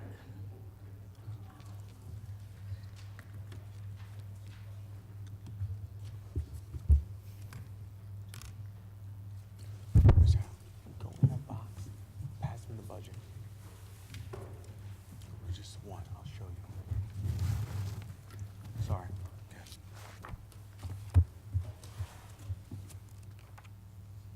Go ahead. I'll give it to you. Scott Gavitt, DeWitt Terrace. Last year, I stood before this council and asked for less drama, fighting, and public displays of poor behavior. Clearly, I missed the mark. I harbor no animus or ill will towards you, but can you say the same towards each other? The willing and eagerness of your attacks on each other has taken on a new form. Contempt towards your constituents. How else could I interpret your actions? Attempting to restrict public comments during meetings, dismissing their comments for being too young or living here for a short period of time, labeling them political operatives, hissing at them. Really? Or questioning a citizen's intent based on a political association. Each of these examples actually happened, and happened here in this room. I encourage dissent and fighting for what you believe in, but the actions in this room should concern us all. If you want to shorten the length of meetings, start on time, stop bickering, and do your job. I thought I could come here and together we could raise the bar on how we might expect a city council meeting to go, but I couldn't find it. I never once thought to look down and see how low that bar had been set. I understand that it is easy for me to say such things. It is easier to be critical of the boss than to actually be the boss, and your concern is duly noted. But each of you has made that choice, not me. I view this as a sad commentary. Basic manners and respect should not be why I am here again. Do not confuse my statements on working together with the expectation of actually liking each other. I really don't care. I speak to you to respect each other and, by extension, the citizens in your roles as officials. Mocking or dismissing the people you took an oath to serve should be a path to your obscurity. I call on my fellow citizens to share their feelings with their elected officials. Leave a message and tell them what you really think about their actions. Post your thoughts on Facebook and try not to get blocked. Go out and vote, run for office. Just do something. Do not be bashful, but please do be respectful. To paraphrase former U.S. Senator Alan Simpson, those who travel the high road of humility are not bothered by heavy traffic. In my observation, that high road does not travel through Linden. I would propose that time, energy, and resources be better spent on building an on-ramp than pettiness, vindictiveness, or thinly veiled political retribution. I have spoken with several council members and had good discussions with Councilman Brown about topics as diverse as marijuana, the art house, and astronomy for children. I aspire to be able to speak as well as Councilwoman Ormond. And I've also spent a Sunday afternoon messaging with the mayor about something I wrote about him. So it can be done. Be respectful and never bring their families into it. But if those same family members inject themselves, you cannot play in the mud and wonder why you got dirty. Respectfully, you work for us, in our, not your interest. The solution is easy. Taking the high road is free. If I can impress upon the citizens to be respectful of you, would it be too much to ask that you do the same? I do have to ask myself, do I really think what I say will make a difference? But my belief is based on the fact that in this country, you can be anyone and you can do almost anything, including calling out the childish behavior of their elected officials. Our First Amendment is abundantly clear in our ability to speak freely and ask for the redress of grievances from our government. It would not be a wise decision to restrict our ability to speak, nor is it wise to dismiss us. Thank you for your comments, Mr. Gavitt. I went over.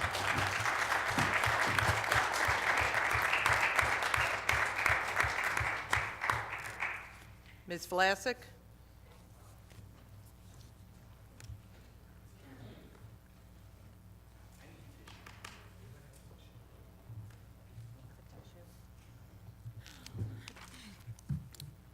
Kelly Vlasic, 30 West Curtis Street. Oh, boy. All right.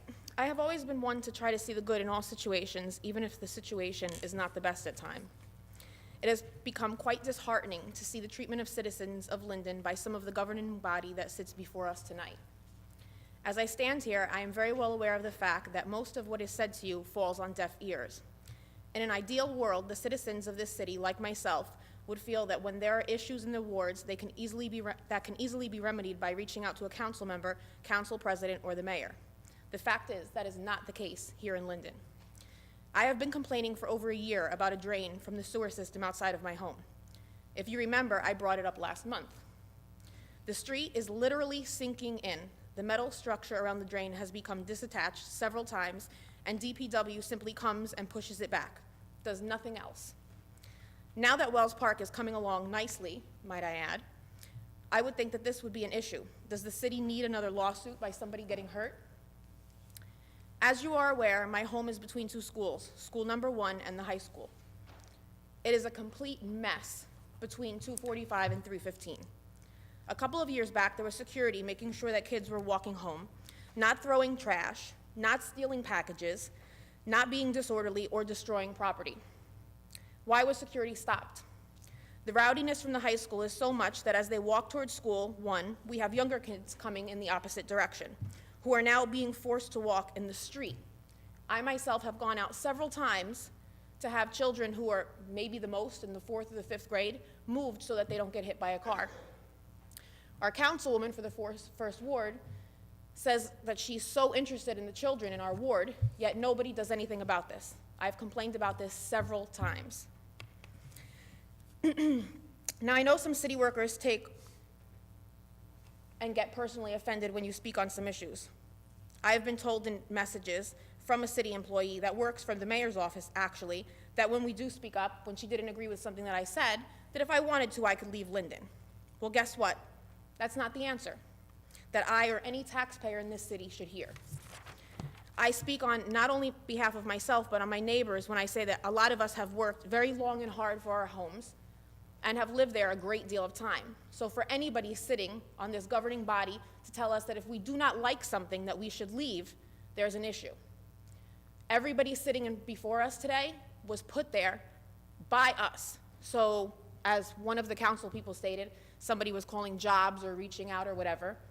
The same way that people who are on the governing body thought it was okay to reach out to private citizens' jobs, us citizens are allowed to come here and speak to the employees here, which to an extent, we are your bosses. You are supposed to represent us, and you are supposed to do it with dignity and respect.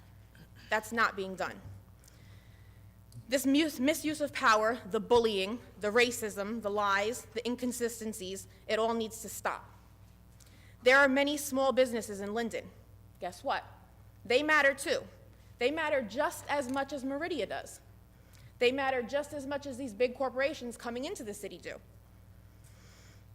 Some of the people sitting in here tonight are small business owners. Their voice is not any less important than any of these companies that we're giving tax abatements, breaks, and quite honestly, canoodling at restaurants and so on and so forth. Were any of these small businesses or any of these average Joe taxpayers not worth a $1,000 a plate fundraiser? Is it because our voice is not as important as the people who were there? I think not. You know what the answer is? I think some of you sitting up there are not good enough for this city anymore. I think our citizens, our kids, and our society deserve better than what some of you are doing. I was asked a question by the wife of somebody who's sitting up here just 2 weeks ago. She reached out to me and asked, why is it that she's not liked? I'm going to tell you what my answer was. When you do things that are not likable or are not respectable to taxpayers, you will not be liked, you will not be respected because you are not treating us respectably. So on that, I'd like to say that hopefully, now that the taxpayers are speaking up, I look forward to the opportunity that some of you up there are replaced. Thank you, Ms. Vlasic. Ms. Vlasic, I would just like to ask that you see Mr. Frank Dan. He tried to catch you after the last meeting regarding the basin, and he did look into it. I will have him give you an update, so please don't leave. He would like to speak to you afterwards. Okay. Ms. Malik?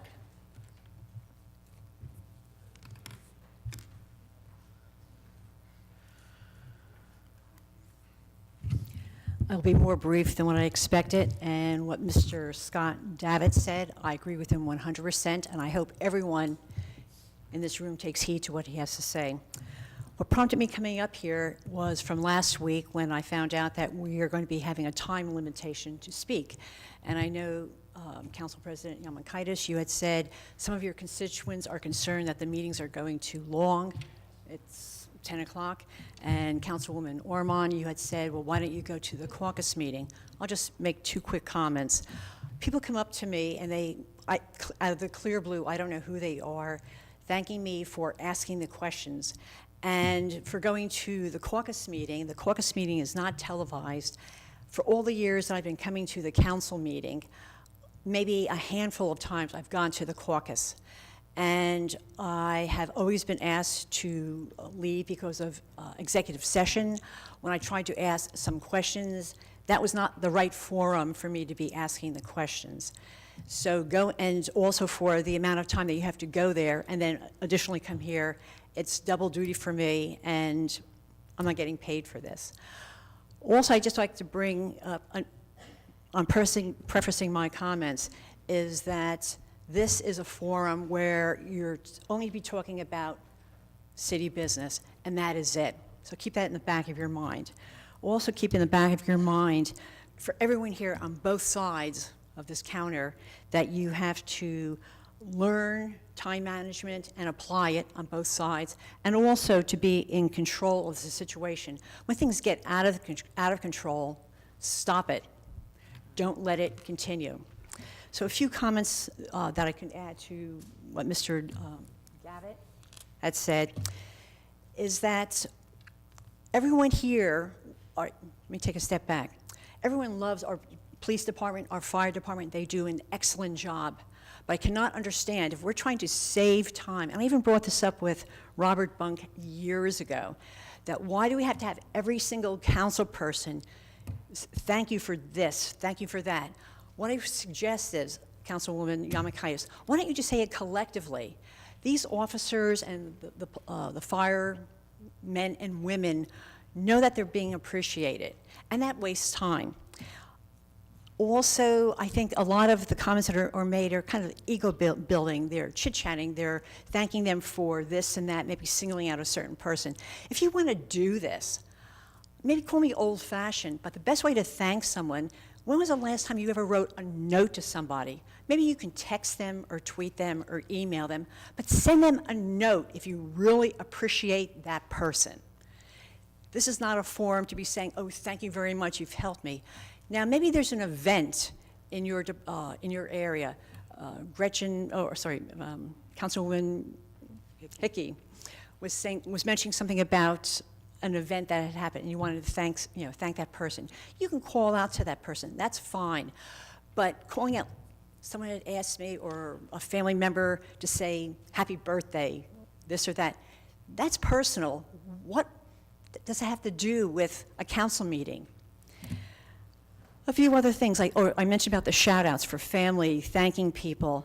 Then you have like the personal slurs, and I empathize with you, Councilman Brown, maybe the situation that you're having, but this is still not the forum. What I would suggest is, are you getting a subpoena, or are you doing something about a restraining order for this person? They should be discussed outside of this room. Okay, because we're all talking about cutting time and not wasting time. And the last thing I'd like to say is about having this televised. Everyone watches this. Any business that wants to come into the city, any person that wants to come in the city are going to be vetting the city with all the formats and forms that are available, including having this televised. And I empathize with you, Councilwoman Orman, where you went to this training and they were just laughing at you. Just imagine people in the city of Linden, how I feel about the decorum of the people. And it's a shame that you took it to heart, which you should, that you're a very nice person, but to first looks at somebody, unfortunately, it'll stay with them. But the bottom line is, I made a few of the comments where accusations, thanking people, you got to keep this to a minimum. And I think you, Council President Yamakaitis, take control of the meeting. When someone's coming up here and talking too much, put an end to it. Thank even you, if they have the Mrs. 5 Malik. minutes. Thank you.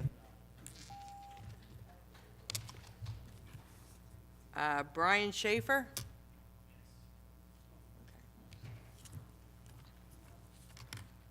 Could you please state your address, name and address? Brian Schaefer, out of town, Linden letter carrier, 400 Northwood Avenue. We have about 50 workers at our office, and we're playing a game now because everybody's getting there an hour early because we have limited parking in our parking lot. We used to park on a street behind us, and now we can't do that anymore. Mrs. Ormond, imagine scrambling while they're milling the road. Imagine doing that for me for my next 8 years. So I just want to, I know where I can't park. I just want to know where I can park. Thank you, Mr. Schaefer. John Kazar?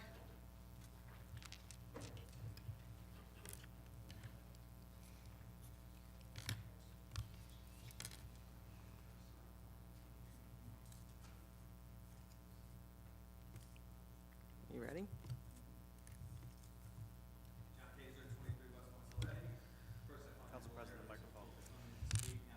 Please put your microphone on. Find it hilarious. We're told to come here now that we come, we can't be blocked and deleted. So it's said that we're berating people. Better question is, why are you the ones being berated? Last month I stated that we pay attention to details, how it speaks volumes. Let's touch on a few things. You talk about bringing the city together. Last month was Black History Month. One day after last month's meeting, Councilwoman Ormond posted an article recognizing the top African-American politicians in New Jersey.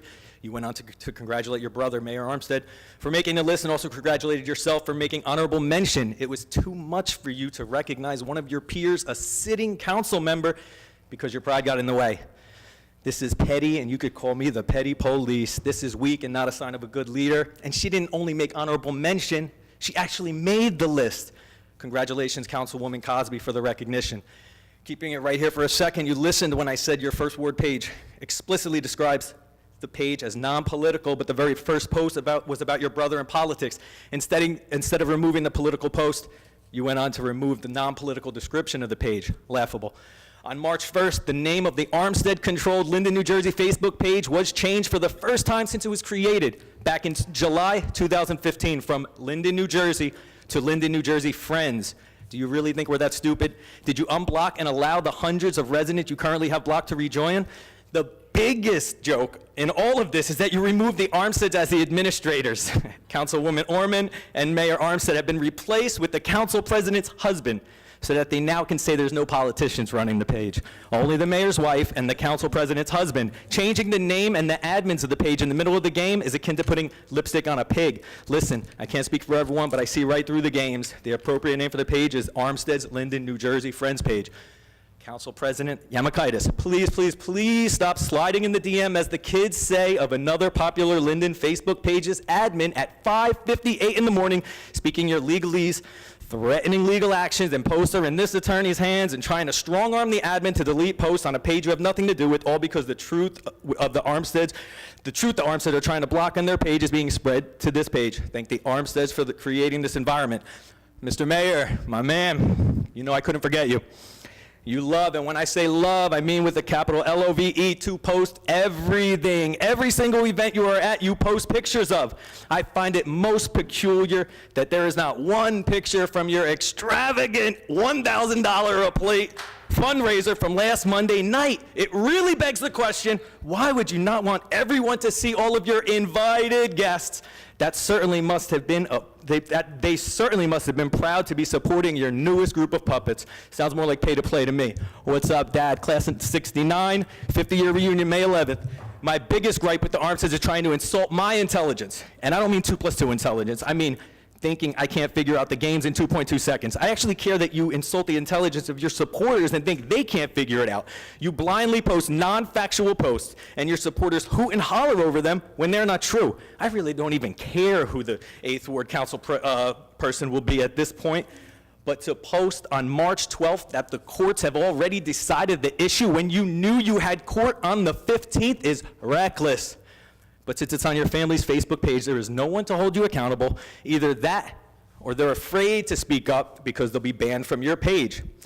Finally, Mayor Armstead, just do me a favor. If you want to test your supporters' intelligence, I'm flattered that you pick and choose a few of my memes to repost in an attempt to garner sympathy. But if you're going to repost one, repost them all, because I would love to see you attempt to explain away the hyperbole behind them all while simultaneously thinking they're too stupid to figure it out themselves.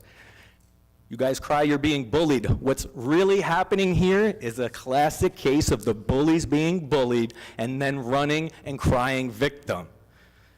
As far as the anonymous names go, listen, we're done picking and choosing who's posting the anonymous names. John Umdi, Anthony Kent, okay? From now on, you guys post anonymously, it's all of you. We're not going around trying to figure out who it is. Have a blessed evening. Thank you, Mr. Kazar. Mr. Principato. Mr. Principato.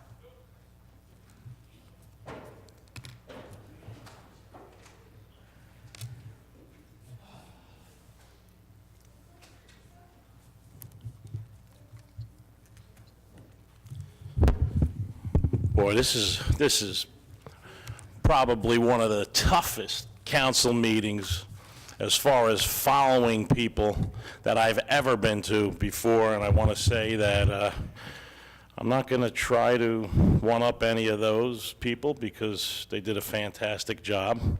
I think that the constituents of the 8th Ward deserve something from the council president. I don't want that to bite into my 5 minutes, but I remember council president saying that she could handle the 8th Ward and the council president seat, and we haven't had a report since. So I think the constituents of the 8th Ward deserve some sort of report, and I'm not trying to make a joke here. I really honestly believe that. I know a lot of people in the 8th Ward. I want to go back. Today, I don't know who put the 10 Commandments of public civility up here, but I'm going to go through them real quick. Thou shalt not rudely interrupt a colleague mid-sentence, not speak over a colleague while he or she is speaking. Number 2, thou shalt not assume that shrillness of tone is a substitute for substantive dialogue. Number 3, this is going to take too long. What I'd like to say is that a couple of these commandments were already disobeyed by people that work for the city, whether it be in a political capacity or, as my friend Mr. Laspinoso so rudely said to me before, that I was wasting his time. You know, listen, he didn't hurt my feelings. Like, I want to tell you, but there's a lot of people that are watching this, and I've already gotten about 4 or 5 text messages from them, and they wanted to let me know how rude he was, and I'm fine with it. The 9th and 10th Ward usually has an Easter egg hunt. I don't know if that's something that you want to bring up before the end of the meeting. It's a fantastic affair. I see now that they've got competition. They tried with competition in another ward, that they tried giving them the 9th and 10th Ward competition. It wasn't much competition, and you know what? Let's just have a good time, okay? But mention everybody, maybe let everybody know about it before it's brought up and made to be something. And I'm not talking about the 9th and 10th Ward, I'm talking about the mayor's Easter egg hunt that he brought up before. I don't want to miss anything. Now, real quick, the problem with this new system, as far as asking questions, like I said before, I can't ask a follow-up question. So if I ask a question and I go sit down and my question's not answered, I have no right to ask a follow-up question. That's a problem, okay? We have follow-up questions sometimes. Sometimes our question isn't answered completely. We're not given that the respect of being able to ask a second question. That's why the system is flawed, okay, with the 3-minute clock. This Saturday, March 23rd at 2 p.m., there's going to be, and I haven't heard anything about, no one's mentioned it up here. There's going to be a protest or a rally against racial slurs that were made in the City of Linden firehouse, okay? Come out, support these firefighters. It's the least you can do. It's Saturday, March 23rd at 2 p.m. And the problem is that this wasn't addressed. It wasn't addressed by the city fathers when it should have been addressed. It still hasn't been addressed because they're afraid to speak about it because of legal, ramifications. I can't say I agree with that. I would have handled it differently, but this is something that is going to happen. It's going to happen March 23rd at 2 p.m., so come out. I'd also like to send my condolences to Councilwoman Cosby. I believe a relative of hers, it was her sister who passed away. I didn't hear anybody mention it, so I want to be the one to mention it.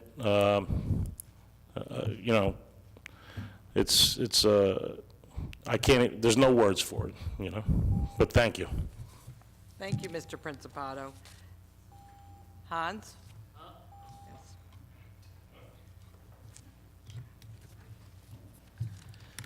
Good evening, guys. Hans Herberg, 51 Westover Road. I'm glad tonight is more settled compared to last month, though. Anyway, guys, this month I did want to thank Linden PD, Lieutenant Gunther. He did an amazing job with Coffee at the Cop event. That was really amazing. When you guys look at the agency, you could see the agency and the community all got together.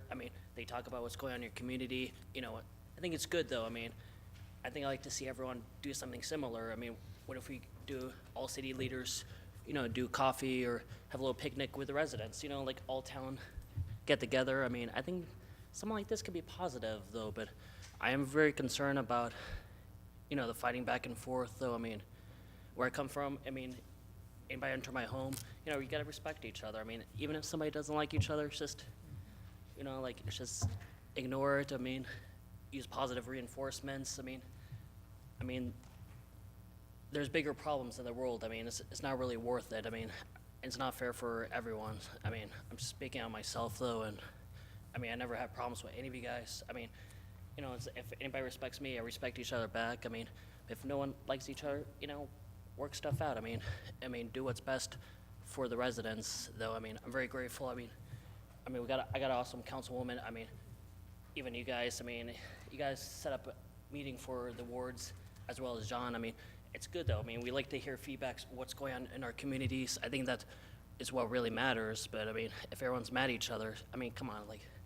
I've seen people working in a fight. If they get arguments, have a few drinks after work and work it out. Sometimes it works best, though. So anyway, guys, that's all I gotta say. But I really hope down the road. Let's work together. For the community. If everyone's having a bad day, don't take it on each other's families or kids. That's not very appropriate. Come on. These are the kids, though. We don't know what's going on, though. But let's try to give each other some respect. That's all I gotta say, to guys. And I thank you guys very much. Thank you for your comments. Mr. Mack?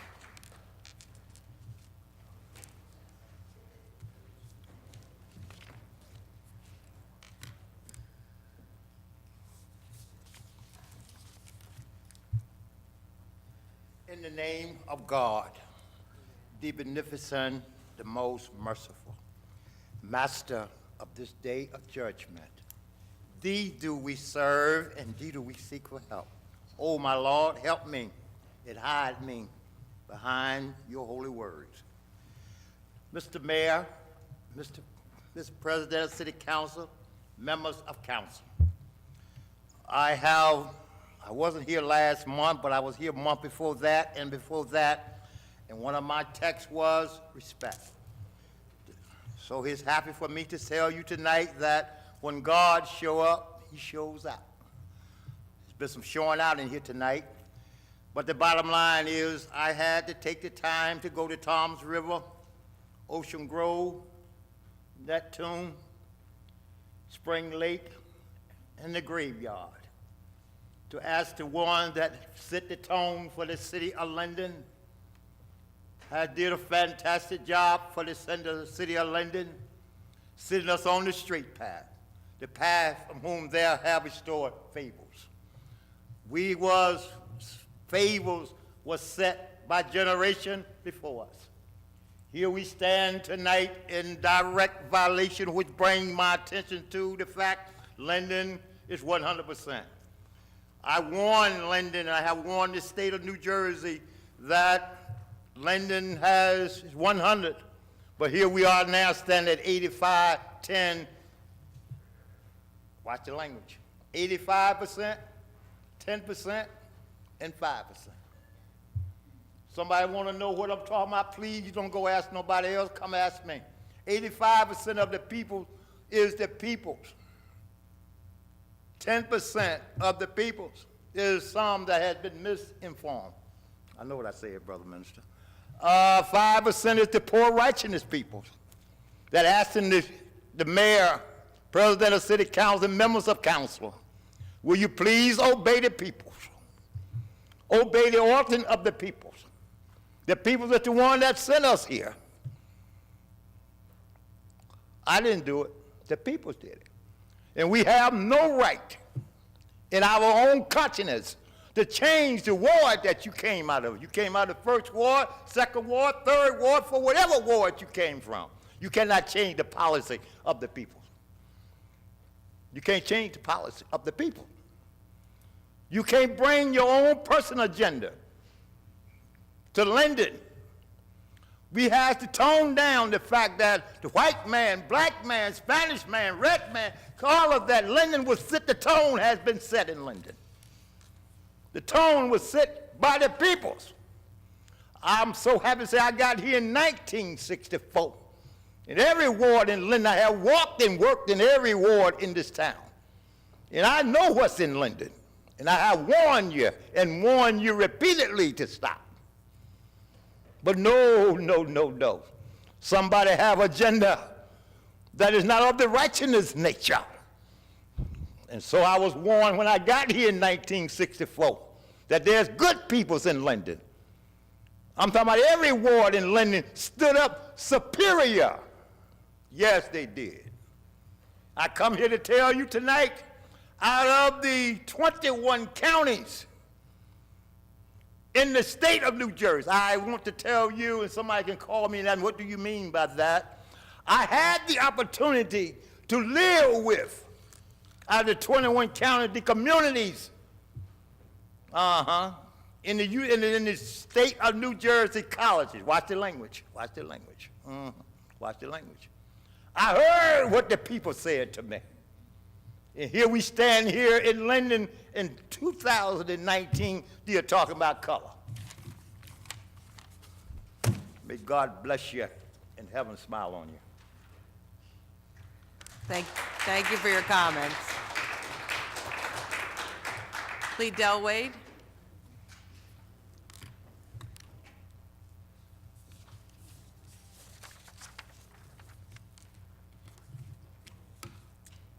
Mayor, Council, Mayor, again, congratulations on that last honor. Councilman Orman and also Councilman Cosby. I just want to remind people, if we could just simply even look at the definition of politics. Politics refers to a set of activities associated with the governance of a country or an area, and the area here is Linden. It involves making decisions that apply to members of a group. It refers to achieving and exercising positions of governance, organized control over a human community. As we think about the fact that we're here as servants, you're servants for the community. In the era of fake news, we need to practice what we preach. I look and read, and I see people's pages, and I see what is said on them, and it's deplorable. It really is. And I think we need to practice, because when you sit here and say, oh, this person so-and-so. And I've heard things that you've said and seen what you've done. It's not a good thing. And that's not condemning everybody up here, because most of you are very good people, and I think you really, really do care about Lyndon. But I think we need to put the nonsense aside, and I think we have. And please don't act like this is the first time Lyndon has ever had any disagreement. I've been here for over 50 years, and Lyndon has always had a little bit of something, and people have their corners and their areas that they want to profess for whatever reason. Everybody has their group. But when you come as a body in Lyndon, there's time to put business of Lyndon first. Now, a good thing is that you do have a timer, because some things I hear up here is like amazing. Really, this session should only be 3 minutes. People come up 2 and 3 times. Sometimes maybe that should be limited, because what they say, I'll leave that for later. But as we go forward, I just think, just be cognizant of the people that are watching, because we're in a climate now in this country that people think that they can say and do anything and it's okay and it's going to be acceptable. Well, it's not, because people go and vote. And just like you got voted in, you can get voted out. And some people that I have seen come up here today, and I have to, they've made things so personal, and it was so unnecessary. It really is so unnecessary. If Mayor want to have something for $2,000, that's his business. If he's doing something for a certain party, that's on his private time. If you can't afford to come, then that's your problem. You get a GoFundMe page and can't get invited, that is also your problem. But now, getting back to some people talking about, oh, we're going to have the rally or the march. Well, I've heard a little bit about that, and I'm glad that's happening. Hopefully we can, as a body, we can get in front of that to find out what's going on in this town, because it is very, very important. But I just say, be cognizant of what you say and what you do. And always remember, somebody else is watching and taping.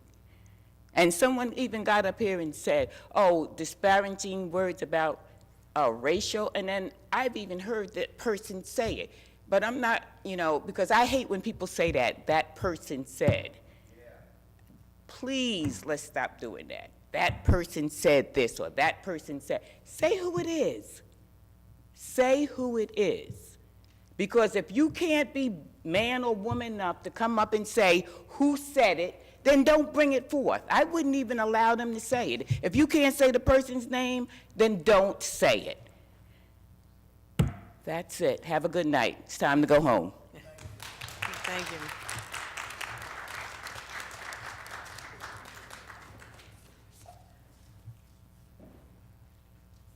Okay, can I have a motion to close the public comment section of the meeting? Motion. Second. Mrs. Ormond? Oh, I didn't have you on the... Hold on a minute. Did you sign in? Okay. Yeah.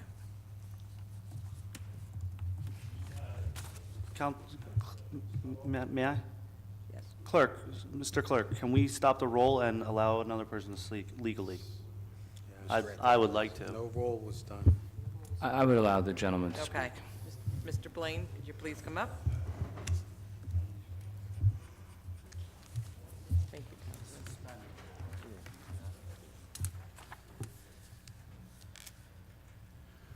My name is Garnett Blaine, 1110 East Blanky Street.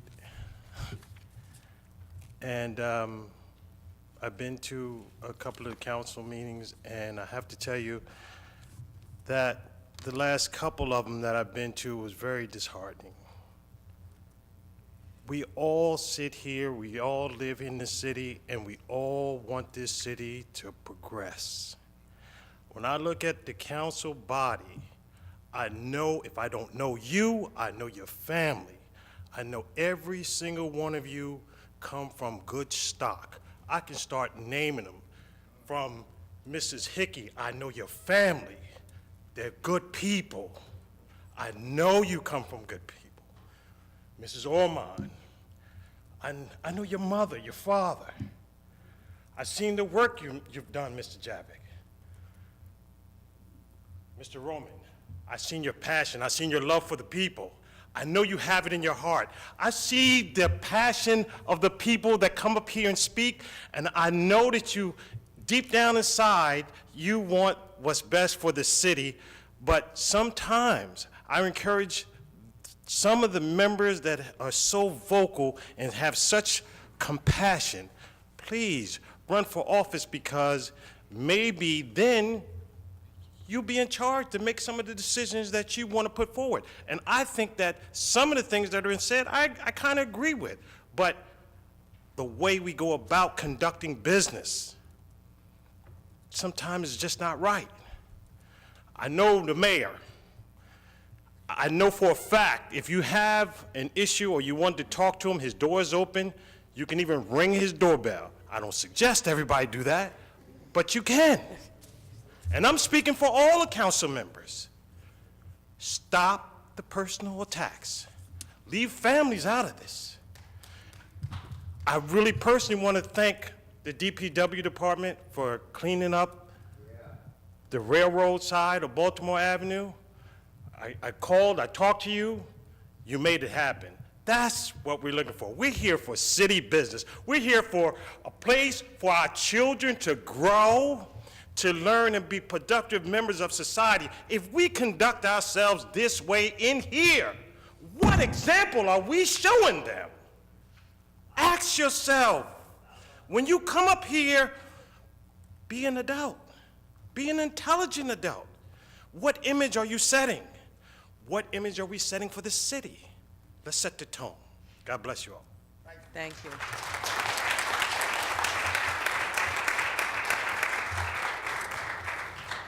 Okay, can I have a motion to close the public comment section? Council President, I'd like to make a motion to close the public comment section and ask for a second, please. Second. Mrs. Ormond? Yes. Javik? Yes. Brown? Yes. Mohammed? Yes. Roman? Yes. Strano? Yes. Medina? Yes. Hickey? Yes. Mrs. Yemakaitis? Yes. Okay, I'm going to ask for any members of the governing body wishing to make a comment. 1 minute. I do. Okay. All right, we'll start with Councilman Roman. Thank you, Council President. Happy birthday, DK. I forgot to say that in my report, and I hope you're resting easy. Kelly, it's not to an extent. You, the people, to an extent work for us. No, we work for you. You're my boss, every one of you. Every last one, 6 words, 7th word, I don't care what word. Taxpayer, renter, whatever. Small business owner. Hasn't always been like this.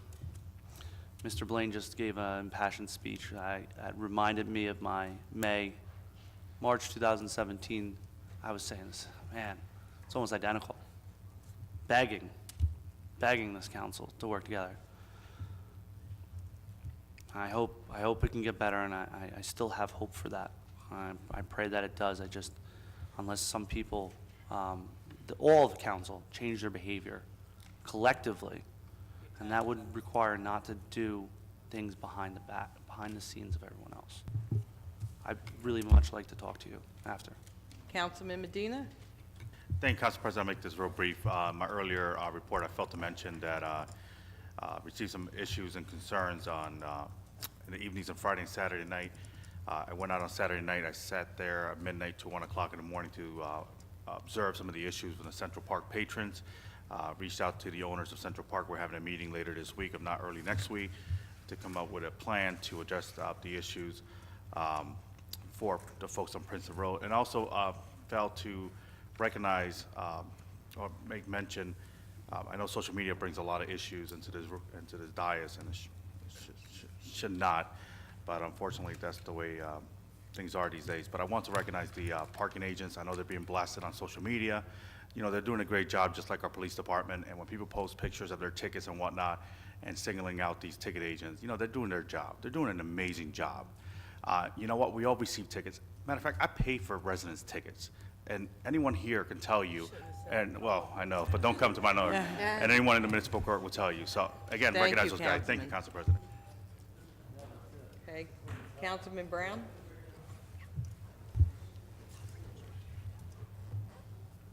You don't want to go? Okay. It was only twice during this meeting, especially during public comment, that I heard the word children, and not once seniors. So here's a statistic. 2017, 43 residents were registered in the city of New Jersey, or they're saying 43,000 people live in there, 25% are children.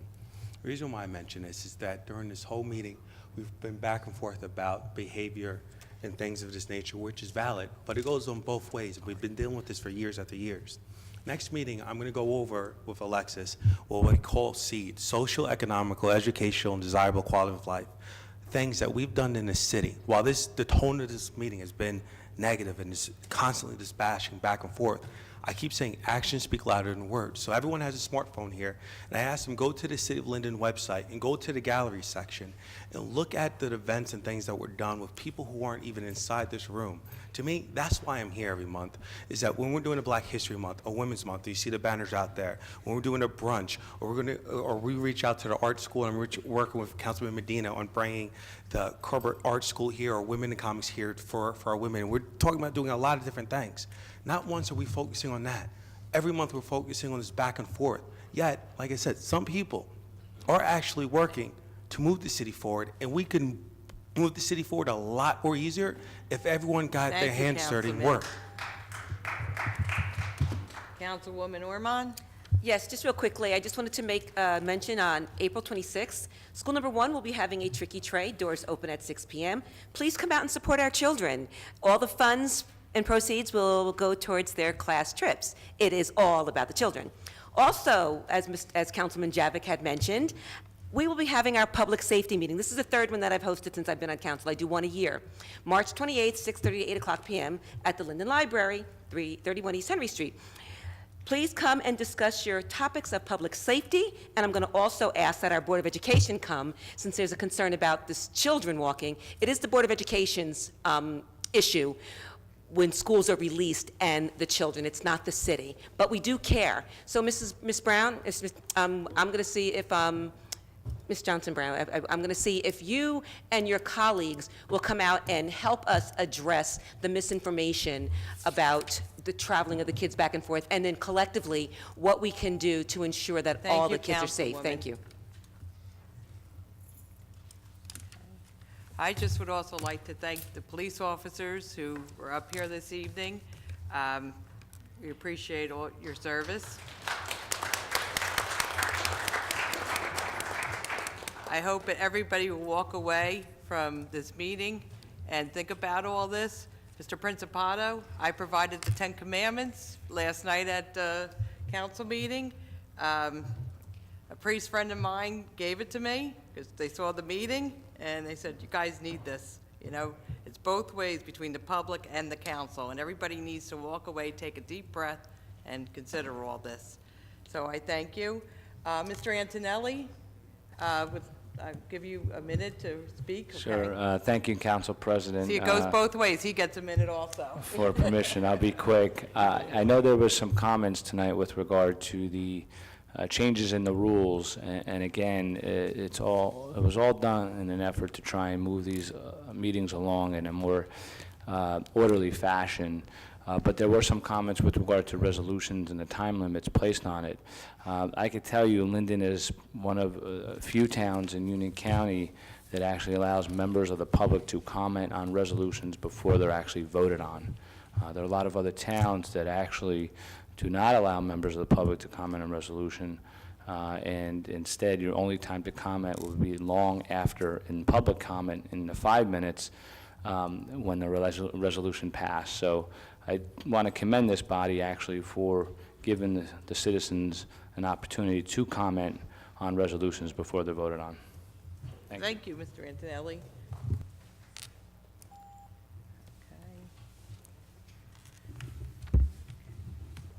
The following council meetings will be as follows. Council conference meeting on Monday, April 15, 2019, at 6 p.m. in the council conference room, City Hall, 301 Northwood Avenue. Council conference meeting prior to the council meeting, Tuesday, April 16th, at 6 p.m. in the council conference room, City Hall, 301 Northwood Avenue. Council meeting Tuesday, April 16th, at 7 p.m. in the council chambers.